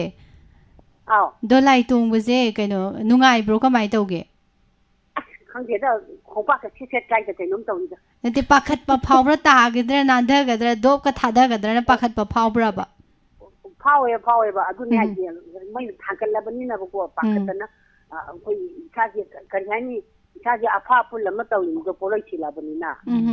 ꯑꯗꯨꯗ ꯇꯥꯈꯤꯗꯔ ꯀꯥꯏꯅ ꯄꯥꯈꯠꯇꯅ ꯈꯨꯄꯥꯛꯀꯥꯁꯦ ꯍꯨꯃꯥꯡ ꯀꯥꯗꯅ ꯈꯪꯗꯦ ꯈꯣꯡꯄꯥꯛꯀꯥꯁꯦ ꯁꯦꯠ ꯀꯥꯏꯗꯣꯏꯅꯤ ꯀꯩꯅꯣꯝ ꯇꯧꯏ ꯑꯉꯝꯕꯒ ꯀꯨꯝꯊꯔꯕꯗꯨꯗꯤ ꯊꯣꯡꯒꯥꯟꯗꯩ ꯀꯥꯈꯠꯂꯛꯄꯗ ꯑꯃꯨꯛ ꯀꯤꯔꯦ ꯑꯗꯒꯤ ꯃꯣꯏ ꯊꯣꯡꯒꯥꯟꯁꯤ ꯌꯧꯔꯀꯥꯟꯗ ꯀꯨꯝꯊꯔꯛꯄꯗ ꯑꯃꯨꯛ ꯑꯁ ꯑꯉꯝꯕꯗꯨ ꯀꯨꯝꯕꯗꯒꯥꯁꯤ ꯌꯥꯝ ꯀꯤꯖꯥꯅꯤ ꯄꯥꯏꯕꯒ ꯌꯥꯜꯂꯤ ꯄꯣꯠꯅꯤ ꯏꯁꯥꯗ ꯖꯤꯡ ꯖꯤꯡ ꯂꯥꯎꯕꯒ ꯐꯥꯎꯔꯤꯕꯀꯣ ꯑꯗꯣ ꯑꯦꯛꯁꯇꯨꯅ ꯍꯥꯏꯗꯤ ꯏꯃꯥꯒꯤ ꯈꯪꯅꯔꯝꯕ ꯅꯨꯄꯥꯗꯨꯅ ꯂꯝꯕꯤꯒꯤ ꯆꯤꯗꯥꯏꯗ ꯇꯧ ꯂꯩꯔꯝꯃꯦꯕ ꯑꯗꯣ ꯍꯧꯖꯤꯛꯀꯤ ꯄꯥꯕꯨꯡꯗꯣ ꯍꯧꯖꯤꯛ ꯂꯩꯔꯝꯃꯒꯗꯤ ꯂꯝꯕꯤꯒꯤ ꯆꯤꯗꯥꯏꯗ ꯍꯥꯏꯔꯤꯕ ꯏꯁꯩꯁꯦ ꯂꯝꯕꯤꯒꯤ ꯆꯤꯗꯥꯏꯗ ꯍꯥꯏꯕ ꯏꯁꯩꯗꯣ ꯑꯗꯨꯝ ꯅꯤꯡꯁꯤꯡꯉꯝꯒꯅꯤ ꯍꯥꯏꯇꯥꯔꯦ ꯏꯁꯩꯗꯣ ꯇꯥꯕ ꯈꯨꯗꯤꯡꯒꯤ ꯉꯁꯥꯏꯒꯤ ꯄꯥꯕꯨꯡꯗꯨꯅ ꯂꯝꯕꯤꯗ ꯂꯦꯞꯄꯒ ꯌꯦꯡꯍꯧꯕꯗꯣ ꯏꯃꯥꯅ ꯗꯣꯂꯥꯏꯗ ꯇꯣꯡꯉ ꯆꯠꯈꯤꯕꯗꯣ ꯍꯦꯛ ꯅꯤꯡꯁꯤꯡꯉꯛꯑꯝꯗꯧ ꯃꯥꯜꯂꯦ ꯃꯥꯅ ꯂꯨꯛꯊꯈꯤꯕꯗꯣ ꯀꯥꯏꯅ ꯅꯤꯡꯁꯤꯡꯉꯝꯒꯅꯤꯗ ꯅꯤꯡꯁꯤꯡꯉꯝꯒꯅꯤ ꯑꯗꯨꯅꯤ ꯂꯝꯕꯤꯒꯤ ꯆꯤꯗꯥꯏꯗ ꯂꯦꯞꯇꯨꯅ ꯌꯦꯡꯂꯤꯕ ꯑꯩꯁꯦ ꯃꯇꯝ ꯑꯃꯒꯤ ꯄꯨꯟꯁꯤ ꯈꯣꯡꯂꯣꯏꯅꯤ ꯀꯥꯏꯅ ꯂꯩꯖꯥꯏꯅꯤꯁꯦ ꯑꯗꯨꯅꯤ ꯏꯃꯥ ꯑꯗꯨꯗꯤ ꯄꯥꯕꯨꯡꯒ ꯊꯥꯕꯜ ꯆꯣꯡꯃꯤꯟꯅꯔꯛꯇꯕ꯭ꯔꯣ ꯑꯗꯨꯗꯤ ꯆꯣꯡꯗꯔꯦ ꯀꯩꯅꯣꯗ ꯀꯔꯤꯗ ꯍꯥꯏꯅꯤ ꯂꯩꯀꯥꯏ ꯑꯣꯏꯔꯝꯅꯤꯅ ꯁꯤꯗ ꯂꯩꯔꯀꯥꯟꯗ ꯉꯥꯛꯇꯪꯒ ꯄꯥꯏꯔꯒ ꯑꯩꯅꯒ ꯊꯥꯕꯜ ꯆꯣꯡꯕꯗꯨ ꯑꯗꯨꯃꯥꯏꯅ ꯇꯧꯗꯧꯅꯤ ꯀꯥꯏꯅ ꯍꯦꯛ ꯇꯧꯕ ꯑꯗꯨꯅꯤ ꯅꯨꯡꯉꯥꯏꯊꯣꯛꯄ ꯑꯗꯨꯅꯤ ꯃꯤꯁꯨ ꯎꯍꯟꯗꯕꯤꯗ ꯑꯗꯨꯒ ꯏꯃꯥꯁꯦ ꯑꯩꯈꯣꯏꯒꯤ ꯂꯝꯁꯦ ꯄꯛꯂꯥꯞ ꯂꯥꯞꯅꯗ꯭ꯔꯕꯅꯤꯅ ꯃꯇꯝꯗꯨꯒꯤ ꯈꯔ ꯑꯩꯈꯣꯏꯒꯤ ꯌꯦꯀꯥ ꯒꯥꯔꯤꯒꯁꯤ ꯊꯧꯔꯛꯄꯁꯦ ꯄꯥꯕꯨꯡꯗ ꯊꯧꯕ ꯌꯦꯀꯥ ꯒꯥꯔꯤꯒ ꯌꯥꯝ ꯇꯣꯡꯉꯝꯗꯧ ꯃꯥꯜꯂꯦ ꯑꯩ ꯁꯨꯝ ꯈꯟꯕꯗ ꯌꯦꯀꯥ ꯒꯥꯔꯤꯗꯤ ꯊꯧꯗ꯭ꯔꯦ ꯂꯤꯄꯦ ꯑꯁꯣꯝꯗ ꯍꯪꯒꯥꯟꯗꯥꯒ ꯆꯠꯂꯤ ꯄꯣꯠꯅꯤꯗ ꯑꯗꯨꯗ ꯑꯩꯈꯣꯏꯅꯀꯩꯁꯨ ꯈꯜꯂꯨꯗꯕ ꯍꯥꯏꯇꯥꯔꯦ ꯑꯗꯨꯃꯥꯏꯅ ꯊꯣꯛꯀꯅꯤ ꯀꯥꯏꯅ ꯈꯜꯂꯨꯗꯦ ꯊꯥꯖꯗꯕ ꯐꯨꯝꯗ ꯑꯗꯨ ꯀꯔꯤ ꯀꯩꯅꯣ ꯌꯥꯎꯋꯤ ꯑꯗꯨ ꯍꯦꯛ ꯇꯧꯔꯕꯅꯤ ꯑꯩꯅ ꯈꯣꯜꯂꯨꯕ ꯂꯣꯡꯗꯣ ꯉꯥ ꯌꯥꯎꯔꯛꯀꯅꯤ ꯈꯪꯗꯅ ꯍꯦꯛ ꯈꯣꯜꯂꯨꯕ ꯀꯥꯆꯤꯟ ꯀꯣꯌꯥꯗ ꯑꯗꯨ ꯍꯦꯛ ꯄꯥꯛꯂꯛꯄꯅꯤ ꯌꯥꯝ ꯅꯨꯡꯉꯥꯏꯈ꯭ꯔꯦ ꯏꯆꯥꯉꯩ ꯋꯥꯔꯤ ꯁꯥꯟꯅꯕꯤ ꯑꯗꯨꯅꯤ ꯃꯤꯁ ꯕꯤꯝꯂꯥ ꯏꯃꯥꯁꯦ ꯀꯩꯅꯣꯝ ꯍꯪꯍꯧꯁꯤꯔꯥ ꯍꯪꯍꯧꯁꯦ ꯍꯥꯏꯗꯤ ꯑꯩꯅ ꯍꯪꯗꯣꯏꯁꯦ ꯏꯃꯥꯁꯦ ꯀꯩꯅꯣꯝ ꯍꯪꯖꯔꯛꯀꯦ ꯑꯩꯅ ꯍꯪꯗꯣꯏꯁꯦ ꯑꯩ ꯈꯛꯇ ꯈꯪꯅꯤꯡꯕꯩ ꯅꯠꯇꯦꯕꯀꯣ ꯃꯌꯥꯝꯁꯨ ꯈꯪꯅꯤꯡꯉꯝꯒꯗ꯭ꯔꯥꯅ ꯍꯪꯒꯦ ꯇꯧꯕꯅꯦꯕ ꯑꯩꯈꯣꯏꯒꯤ ꯆꯦꯜꯂꯨꯕꯒꯤ ꯅꯣꯡ ꯉꯥꯜꯂꯛꯄꯁꯤꯒ ꯂꯨꯍꯣꯡꯕꯒꯤ ꯅꯣꯡ ꯉꯥꯟꯕꯁꯤꯒ ꯀꯔꯝꯕꯅ ꯍꯦꯟꯅ ꯏꯀꯥꯏꯈꯤꯒꯦꯕ ꯏꯃꯥꯗ ꯀꯩꯗꯧꯋꯦ ꯍꯥꯏꯕ ꯑꯩꯈꯣꯏꯒꯤ ꯆꯦꯟꯕꯒꯤ ꯅꯣꯡꯉꯥꯟꯕꯁꯤꯒ ꯑꯗꯨꯒ ꯂꯨꯍꯣꯡ ꯅꯣꯡꯉꯥꯟꯕꯁꯤꯒ ꯈ꯭ꯋꯥꯏꯗꯒꯤ ꯍꯦꯟꯅ ꯏꯀꯥꯏꯕꯁꯦ ꯏꯀꯥꯏꯕꯁꯦ ꯆꯦꯜꯂꯨꯕꯩ ꯅꯣꯡꯉꯥꯟꯕꯁꯤꯗꯤ ꯑꯁ ꯏꯀꯥꯏꯍꯦ ꯏꯕꯨꯡꯒ ꯎꯕꯁꯤꯗꯤ ꯈꯪꯗꯦ ꯆꯥꯛꯀ ꯆꯥꯕ ꯊꯣꯛꯇꯦ ꯑꯩ ꯆꯥꯛ ꯆꯥꯅꯤꯡꯗꯦ ꯀꯥꯏꯅꯒ ꯍꯥꯏꯖꯤꯜꯂꯒ ꯐꯃꯨꯡꯗ ꯍꯤꯞꯄ ꯂꯩꯅꯤ ꯏꯀꯥꯏ ꯑꯗꯨꯃꯥꯏꯅ ꯍꯥꯏꯅꯒꯨꯝ ꯇꯧꯕ ꯑꯗ ꯆꯨꯝꯖꯥꯠꯂꯅ ꯏꯃꯥꯗꯤ ꯈꯪꯉꯝꯃꯅꯤꯅ ꯏꯃꯥꯗ ꯍꯪꯉꯛꯏꯅꯦ ꯏꯀꯥꯏꯃꯟꯗꯅ ꯆꯥꯛꯀ ꯆꯥꯄꯣꯠꯇꯦ ꯆꯥꯅꯤꯡꯗꯦꯅ ꯑꯗꯒꯤ ꯅꯪꯒꯤ ꯄꯪꯉꯤꯗꯀꯣ ꯀꯥꯏ ꯃꯌꯥꯝ ꯅꯪꯒꯤ ꯄꯪꯉꯤꯗꯀꯣ ꯑꯁꯨꯛ ꯅꯛꯈ꯭ꯔꯕꯗꯤ ꯅꯪꯒꯤ ꯒ꯭ꯌꯥꯟ ꯐꯅ ꯂꯩꯕ꯭ꯔꯥꯅ ꯈꯟꯕꯅꯤ ꯀꯥꯏꯅꯒ ꯃꯌꯥꯝꯅ ꯉꯥꯡꯉꯦ ꯑꯗꯣ ꯑꯩꯈꯣꯏꯒꯤ ꯆꯦꯜꯂꯨꯕ ꯍꯜꯂꯛꯄꯗꯒ ꯃꯆꯦ ꯃꯆꯟ ꯃꯟꯗꯣꯟꯅ ꯐꯨꯕꯒꯤ ꯇꯥꯏꯃꯤꯡꯒꯗꯣ ꯌꯥꯎꯔꯛꯄ꯭ꯔꯣ 이마디 야호우들 말래 하이디 ꯑꯗꯨꯗꯤ ꯀꯅꯥꯝꯕꯨ ꯈꯨꯠ ꯊꯥꯈꯤꯗꯔꯦ ꯀꯩꯅꯣ ꯍꯥꯏꯕꯗ ꯑꯌꯥꯡꯅꯁꯨ ꯑꯩꯅ ꯀꯩꯅꯣ ꯇꯧꯗꯦꯅ ꯍꯥꯏꯕꯗꯨꯗ ꯁꯨꯝ ꯑꯩ ꯊꯣꯛꯑꯒꯁꯨ ꯑꯩ ꯃꯥꯡꯖꯅꯣ ꯑꯩ 이마지 자희 와항 아무서 시타오래 자희 깨야다노 이마나 윤빨리제다 네 자희 깨야다노 이마나 윤빨지 자희 깨야다노 자희 따라가니 빨라 ꯑꯗꯨꯃꯥꯏꯅ 까보까보 야래 누나니 세이바 마땀두기 오이나디 누빠나 자희 군마토이 하브라 누피나 자희 따라니빠 hꯧꯖꯤꯛꯇꯤ ꯑꯃꯨꯛ ꯀꯌꯥꯅꯣꯝ ꯑꯣꯏꯈ꯭ꯔꯕꯅꯤ 누피나 자희 군망아 누빠나 자희 군트라가나 누마이 레이그럼 ꯌꯥꯝ ꯅꯨꯡꯉꯥꯏ ꯏꯃꯥꯒ ꯋꯥꯔꯤ ꯁꯥꯕꯁꯦ ꯍꯣꯏ ꯑꯗꯣ ꯀꯣꯂꯔ ꯇꯦꯡꯒꯤꯅ ꯁꯥꯎꯔꯝꯃꯣꯏꯗ꯭ꯔꯣ ꯁꯥꯎꯕꯗꯤ ꯀꯩꯁꯨ ꯁꯥꯎꯔꯁꯨ ꯀꯩꯁꯨ ꯇꯧ ꯉꯝꯃꯣꯏ ꯃꯔꯝꯗꯤ ꯋꯥꯔꯤ ꯅꯨꯡꯉꯥꯏꯔꯤꯕꯅꯤꯅ ꯍꯣꯏꯗ wari nuainga wari nuaibadina bogo kaisum tawroiba ima cinema program kadi chatpirak pro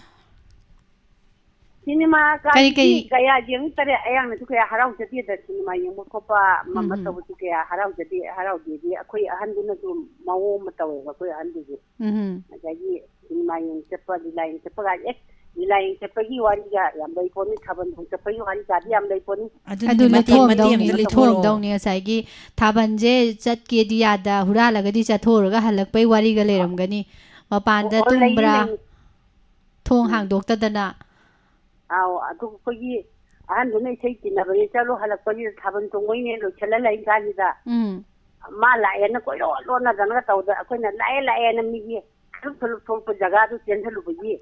lae harabani na moi gua matam du dadi koi sibai am lakpa matam du ne ko akoi na lae na koi na wari maron du khang de lae chen thulu moi ji lae na ko khungwan da ka lot na de kalo da ye thongan mai ge khang de ni chen na sa san tawe la tiam du ga pai da chen na san tawe ba han de na ada akoi na sum lep tare ko pa ada kari no no na lae har ga no na koi na lo la na ni lep tare ge lae habadi koi bu bo lae habani na koi no chi ma chang ga ya chi dei bading na ga ngang adu ni ma ne ga sai hai ba ya dara asman lai ko le hai ba ya dara ni ne lai ha ji ga ko ji lo ni ne na ka na ura wa ta ka ji lo tan ga tawe ba ji bai la ba ne ko lai ten thalu do ni ma ri hoi aroi boi ne ma da aroi boi ne ma da ko sharam ta ga hangauge sai wari sum akhoi sum sara kan da film gi lila gi thaban gi di sum palle duga sumang lila gi di yaw de ko miss nimla ada matam du da sumang lila gi raje irei leita bara sumang lila sanaba akhoi gi jat kari jatra wali abra matam du da haina baje ko adu gumbadi ima hoina dumaina leisabi pungka ka pharakpa matam adwai gi matam sida खोगी इरमदम सिदा हाय तारे सुमांग लीलागी इहौसे कन याम कनबो ओइद्रिबरा खरा खरदी तुम तौब्रा येंगबिरकब्रा ओ अखोय मतम दो जी लीला कोई कनोना तवी खोगी दबन थो कायना अदु अदा कायना गा जोखम मतम सिदा चाक चाना गा लीला तौरी कायना नुंगिंदा मगा नुंदा वाइमदा मगा चाकी चा बतुंगना फदा दा चाकी तौरदना कंपटीशन तौनै ने ना खोय सिदगी mamang khoi na mamang hai re school angang ba leiba sei mama tong koi kalap ki khaidong na ga tawbani na adumai na ga tawe ba koi gi lekai gi sum lekai gi mayam na dum tawba ko adu ima matam du da jatra wali na lauri se lupa kya mukti lawi muksan na gi bada haujikan adu di akoi na thak thong ba ki hoi leibani na koi tawjara ga su kari hai ni farak ta puyaw yaw jo puwa ngau ja ba hai tare ne gari thatpa khoppa phabi ga yam tawra meba matam da da choi na tonga nam taw ga le sabi ngai da koi na tsaru ba khajaru ba paisa khara do moi da han ga dum pichal ga han marol mal adagi angang marol angang ai ji dum ku tu ka taw ga su keno to ba hai tare ado aina buji kaw ba ngam da bang khang lai koi ti tu lai gi tere ba ko ai ji pu po ji ji tuwa du ong bane ba tuagi ali yam thang na thajara roi leiram ya gi jon to bi thai do adu duga mari khara leinai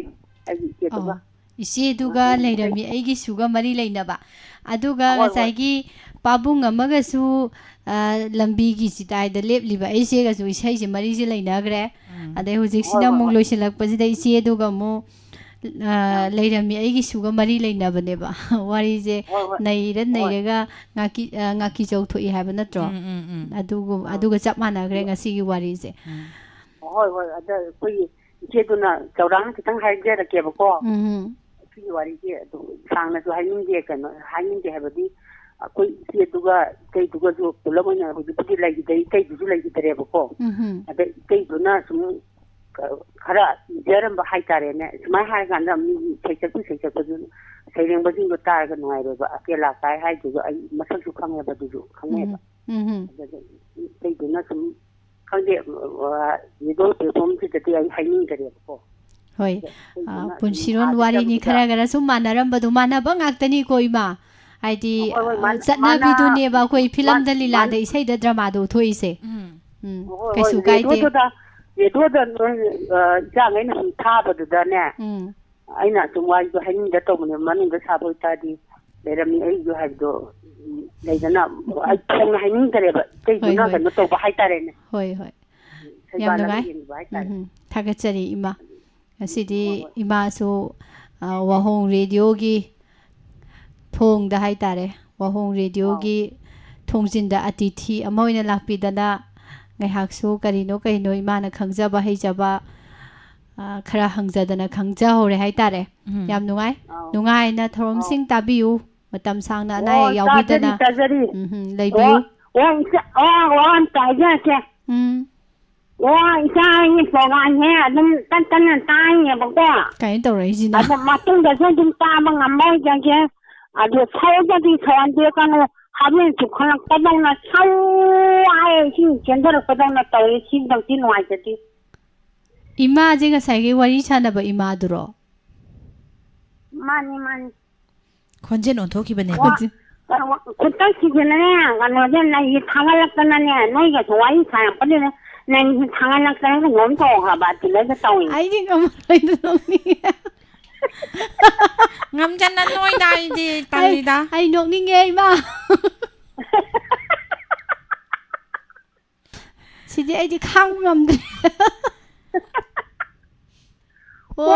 ꯑꯣ ꯐꯔꯦ ꯅꯦꯅꯦ phone ꯂꯥꯛꯇꯣꯏꯅꯦ colour ꯇꯥꯒꯦ ꯍꯥꯏꯔꯝꯃꯅꯤꯅꯦ ꯍꯣꯏ ꯑꯗꯣ ꯑꯩꯈꯣꯏꯗꯤ ꯊꯤꯅ ꯉꯥꯡꯅꯔꯝꯃꯅꯤ ꯃꯌꯥꯝꯅ ꯍꯣꯏ ꯂꯣꯏꯁꯤꯜꯂꯁꯤ ꯊꯥꯒꯠꯆꯔꯤ ꯏꯃꯥ ꯑꯩꯈꯣꯏꯗꯤ ꯀꯣꯛꯀ ꯂꯣꯏ ꯉꯥꯎꯔꯨꯔꯦ ꯊꯥꯒꯠꯆꯔꯤ ꯑꯔꯣꯏꯕ ꯃꯤꯁ ꯅꯤꯝꯂꯥꯅ ꯑꯇꯣꯞꯄ ꯑꯃꯅ ꯄꯥꯏꯔꯛꯄꯅꯤ ꯑꯗꯣ ꯄꯥꯏꯔꯛꯄꯒꯤꯁꯦ ꯑꯩꯈꯣꯏꯒꯤ ꯁꯦꯒ ꯍꯥꯏꯕꯒꯤ ꯁꯦꯀꯦꯟ 2-3ꯗ ꯑꯣꯏꯁꯨ ꯒꯦꯞ ꯂꯩꯗꯣꯏꯅꯦꯕꯀꯣ ꯀꯣꯜ ꯑꯃꯅ ꯄꯥꯏꯔꯝꯕꯗꯒꯤ ꯑꯃꯅ ꯄꯥꯏꯔꯛꯄꯁꯦ ꯑꯗꯨꯒ ꯈꯣꯟꯖꯦꯜꯁꯦ ꯇꯛ ꯂꯥꯎꯅ ꯆꯦꯟꯖ ꯑꯣꯏꯈꯤꯕꯗꯨꯗꯕꯀꯣ ꯑꯩꯗꯤ ꯉꯥꯎꯔꯨꯔꯤ ꯍꯥꯏꯗꯨꯅꯤ ꯑꯩꯗꯤ ꯄꯨꯡꯉꯥꯎ ꯉꯥꯎꯔꯨꯔꯦ ꯏꯃꯥ ꯀꯔꯤ ꯃꯦꯃꯥ ꯏꯃꯥ ꯃꯦꯝꯕ ꯅꯠꯇꯤꯌꯦ ꯏꯃꯥꯗꯣ ꯋꯥꯔꯤꯗꯣ ꯁꯨꯝ ꯀꯨꯏꯅ ꯁꯥꯟꯅꯃꯟꯗꯅ ꯏꯃꯥꯏ ꯃꯤꯡꯗꯣ ꯀꯥꯎꯊꯣꯛꯈ꯭ꯔꯕꯣ ꯃꯦꯃꯥ ꯀꯔꯤꯅꯣꯝ ꯍꯥꯏꯒꯤꯗꯨꯗꯤ ꯑꯗꯨꯅꯦ ꯃꯊꯪ ꯇꯧꯔꯛꯄꯗ ꯍꯪꯉꯁꯤ ꯍꯣꯏ ꯍꯥꯏꯗꯣꯔꯛꯇ꯭ꯔꯁꯨ ꯌꯥꯔꯕꯗꯣ ꯑꯗꯨꯝ ꯍꯥꯏꯗꯣꯔꯦ ꯃꯦꯃꯥ ꯇꯣꯝꯕꯤ ꯑꯗꯨ ꯀꯩꯅꯣ ꯀꯣꯜꯁꯦ ꯀꯩꯅꯣ ꯃꯤꯁ ꯅꯤꯝꯂꯥꯅ ꯀꯩꯅꯣ ꯇꯧꯁꯟꯈ꯭ꯔꯕꯣ ꯕ꯭ꯔꯣꯛ ꯇꯧꯁꯟꯈ꯭ꯔꯕꯣ ꯇꯧꯁꯟꯈ꯭ꯔꯦ ꯑꯔꯣꯏꯕ ꯀꯣꯂꯔ ꯀꯣꯜ ꯑꯣꯏꯁꯟꯈ꯭ꯔꯦ ꯑꯣꯏꯈ꯭ꯔꯕ ꯃꯦꯃꯥ ꯇꯣꯝꯕꯤ ꯍꯥꯏꯕꯅꯤ ꯏꯆꯦ ꯏꯕꯦꯝꯆꯥꯅ ꯍꯥꯏꯔꯛꯏꯁꯦ ꯑꯩꯅ ꯍꯥꯟꯅ ꯍꯥꯏꯔꯒ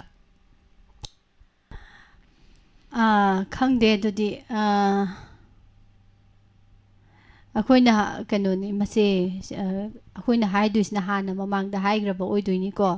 ꯑꯗꯨꯒ ꯀꯣꯟꯅ ꯍꯥꯏꯔꯛꯇꯣꯏꯁꯤꯡꯁꯤꯅ ꯑꯩꯈꯣꯏꯅ ꯍꯥꯏꯕꯗꯣ ꯇꯥꯔꯀꯥꯟꯗꯅꯤ ꯑꯗꯣ ꯇꯤꯔꯤ ꯃꯤꯔꯤ ꯑꯣꯏꯔꯝꯒꯅꯤ ꯈꯜꯂꯦ ꯍꯥꯏꯗꯤ ꯈꯔ ꯗꯤꯂꯦ ꯈꯔ ꯂꯩꯕꯅꯤꯅꯕꯀꯣ ꯑꯗꯨꯅ ꯂꯣꯏꯁꯤꯜꯂꯁꯤꯀꯣ ꯉꯁꯤꯒꯤꯗꯤ ꯅꯣꯛꯇꯤ ꯅꯣꯛꯑꯦ ꯃꯌꯥꯝꯗ ꯋꯥꯍꯪ ꯑꯝꯇꯪ ꯍꯪꯖꯒꯦ ꯃꯤꯁ ꯅꯤꯝꯂꯥꯁꯨ ꯑꯗꯨꯝ ꯀꯩꯅꯣ ꯇꯧꯕ ꯌꯥꯏꯀꯣ ꯋꯥꯍꯪꯁꯤꯗ ꯄꯥꯎꯈꯨꯝ ꯄꯤꯔꯛꯄ ꯌꯥꯏꯀꯣ ꯑꯍꯟꯒꯤ ꯈꯣꯟꯖꯦꯜꯗ ꯑꯣꯏꯅ ꯍꯪꯉꯛꯑꯁꯤꯔ ꯈꯪꯗꯦꯅꯦ ꯑꯍꯜ ꯂꯣꯟ ꯊꯧꯔꯝꯅꯤꯅ ꯍꯩ ꯏꯁꯨꯖꯥꯡ ꯑꯕꯣꯛ ꯋꯥꯍꯪ ꯑꯝꯇ ꯍꯪꯒꯦꯅꯦ ꯃꯌꯥꯝꯗ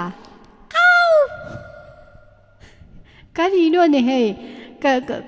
ꯎꯁꯤꯠ ꯊꯑꯣꯏꯗꯕ ꯃꯥꯜꯂꯤꯅꯦ ꯀꯔꯤ ꯈꯨꯈꯨꯝꯅꯣꯅꯦ ꯃꯤ ꯃꯁꯥꯒꯤꯅꯦ ꯍꯦꯔꯥ ꯃꯆꯣꯡ ꯄꯥꯛ ꯅꯥꯏꯗꯕ ꯍꯩ ꯀꯔꯤ ꯃꯅꯥꯎ ꯁꯅꯥ ꯂꯧꯅꯒꯟꯕ ꯂꯩꯅꯥꯁꯤ ꯀꯩꯅꯣ ꯍꯥꯏꯌꯨ ꯍꯥꯏꯌꯨ ꯂꯣꯛ ꯊꯨꯡꯕ ꯅꯠꯇꯦ ꯑꯗꯨꯁꯨ ꯅꯠꯇꯦꯍꯦ ꯑꯩ ꯃꯅꯥꯎ ꯁꯅꯥ ꯈꯨꯝꯃꯨꯅꯦ ꯅꯪꯕꯣ ꯅꯣꯛꯇꯅ ꯂꯩꯁꯤ ꯀꯩꯒꯤꯅꯣ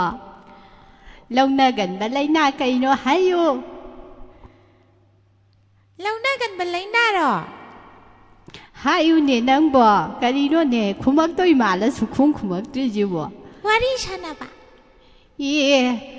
ꯀꯗꯥꯏꯗꯩꯅꯣꯗ ꯄꯨꯡꯁꯣꯏ ꯁꯣꯏꯔꯦꯗ ꯑꯗꯨꯗꯤ ꯏꯁꯨ ꯏꯕꯦꯝꯃ ꯑꯣ ꯈꯨꯝꯃꯔꯣꯏꯗ꯭ꯔꯣ ꯅꯣꯏ ꯑꯝꯇ ꯅꯣꯛꯇꯅ ꯁꯨꯝ ꯂꯩꯔꯦꯅꯦ ꯁꯦ ꯑꯝꯇ ꯈꯨꯝ ꯉꯝꯃꯔꯣꯏꯗ꯭ꯔꯣ ꯅꯣꯏꯕꯣ ꯑꯗꯨꯗꯤꯅꯦ ꯁꯦ ꯏꯁꯨ ꯏꯕꯦꯝꯃꯅꯦ ꯏꯝꯂꯥꯅꯅꯦ ꯐꯥꯛ ꯑꯝꯇ ꯅꯣꯛꯎ ꯃꯌꯥꯝ ꯇꯨꯃꯤꯟ ꯂꯩꯌꯨꯀꯣ ꯑꯣ ꯑꯩ ꯅꯣꯛꯆꯔꯒꯦ ꯑꯕꯣꯛ ꯅꯣꯛꯎ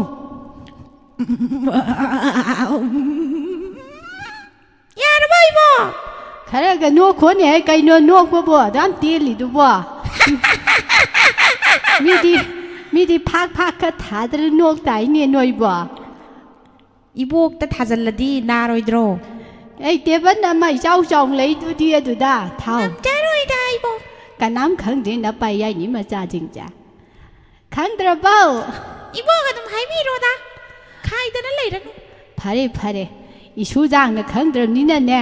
아복나 할 오이럽니나 한니나 카라 강바이도 도엄니나 하이라게세 문나 따오고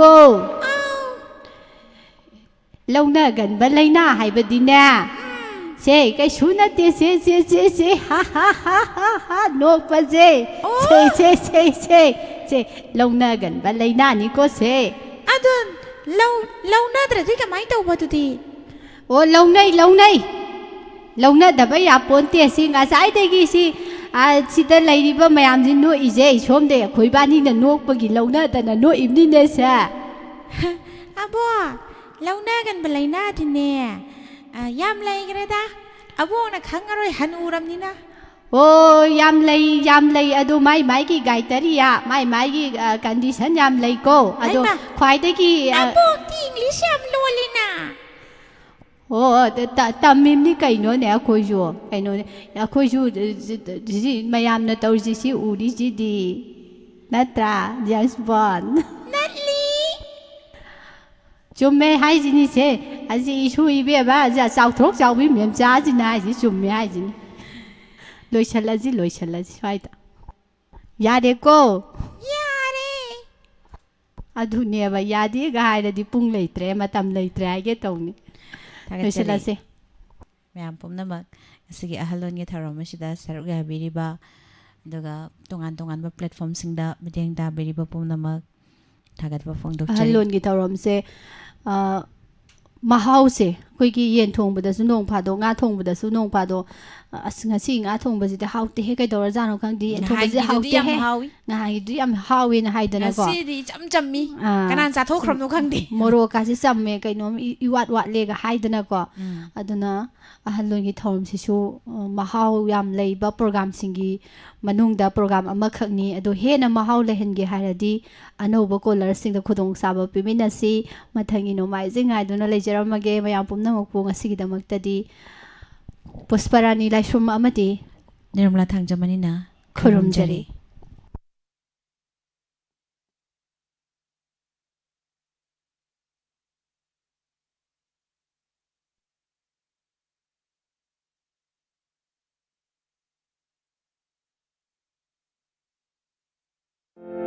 Lengsenbiro Operation Makan Amata Yaudana Makan Kudumaki Anabasing Layengjari JK Naturopathy Healthcare Kaisampat Junction near Traffic Point Imphal West Manipur JK Naturopathy Healthcare Sida Surgery ki treatment Amata Yaudana Layengjari Tongan Balena Singadudi Kidney failure Liver failure Heart failure Diabetes Gallbladder Amadi Kidney stone Dengue Sinusitis Thyroid BP stroke Makal Kudumaki tumor Piles Skin disease Paralysis Epilepsy Parkinson, asthma, arthritis, osteoarthritis, spondylitis, involuntary urination and bedwetting. अयुक्की पुंग निपानदगिना नुंथिलगी पुंग 12 फाउबा लोइनना पुंग अमदगिना नुमिदां वायरम पुंग 5 फाउबदा मफम असिदा लायंबगी खुदोंचाबसिंग पिजरी मसिदा नतना तोंगा तोंगान बलैना सिंगिदमा सर्जरी अमते याउदना मफम असिदा लायंबगी खुदोंचाबदु पिजरी अकुप मरुलगिदमा फोन तोबियु 9436186119 अमुकना 9436418619 लेंसिन बिरो JK Naturopathy Healthcare Kaisampat Junction near Traffic Point Imphal West Nungairaba Paujel Leichel Ayush Clinic and Pharmacy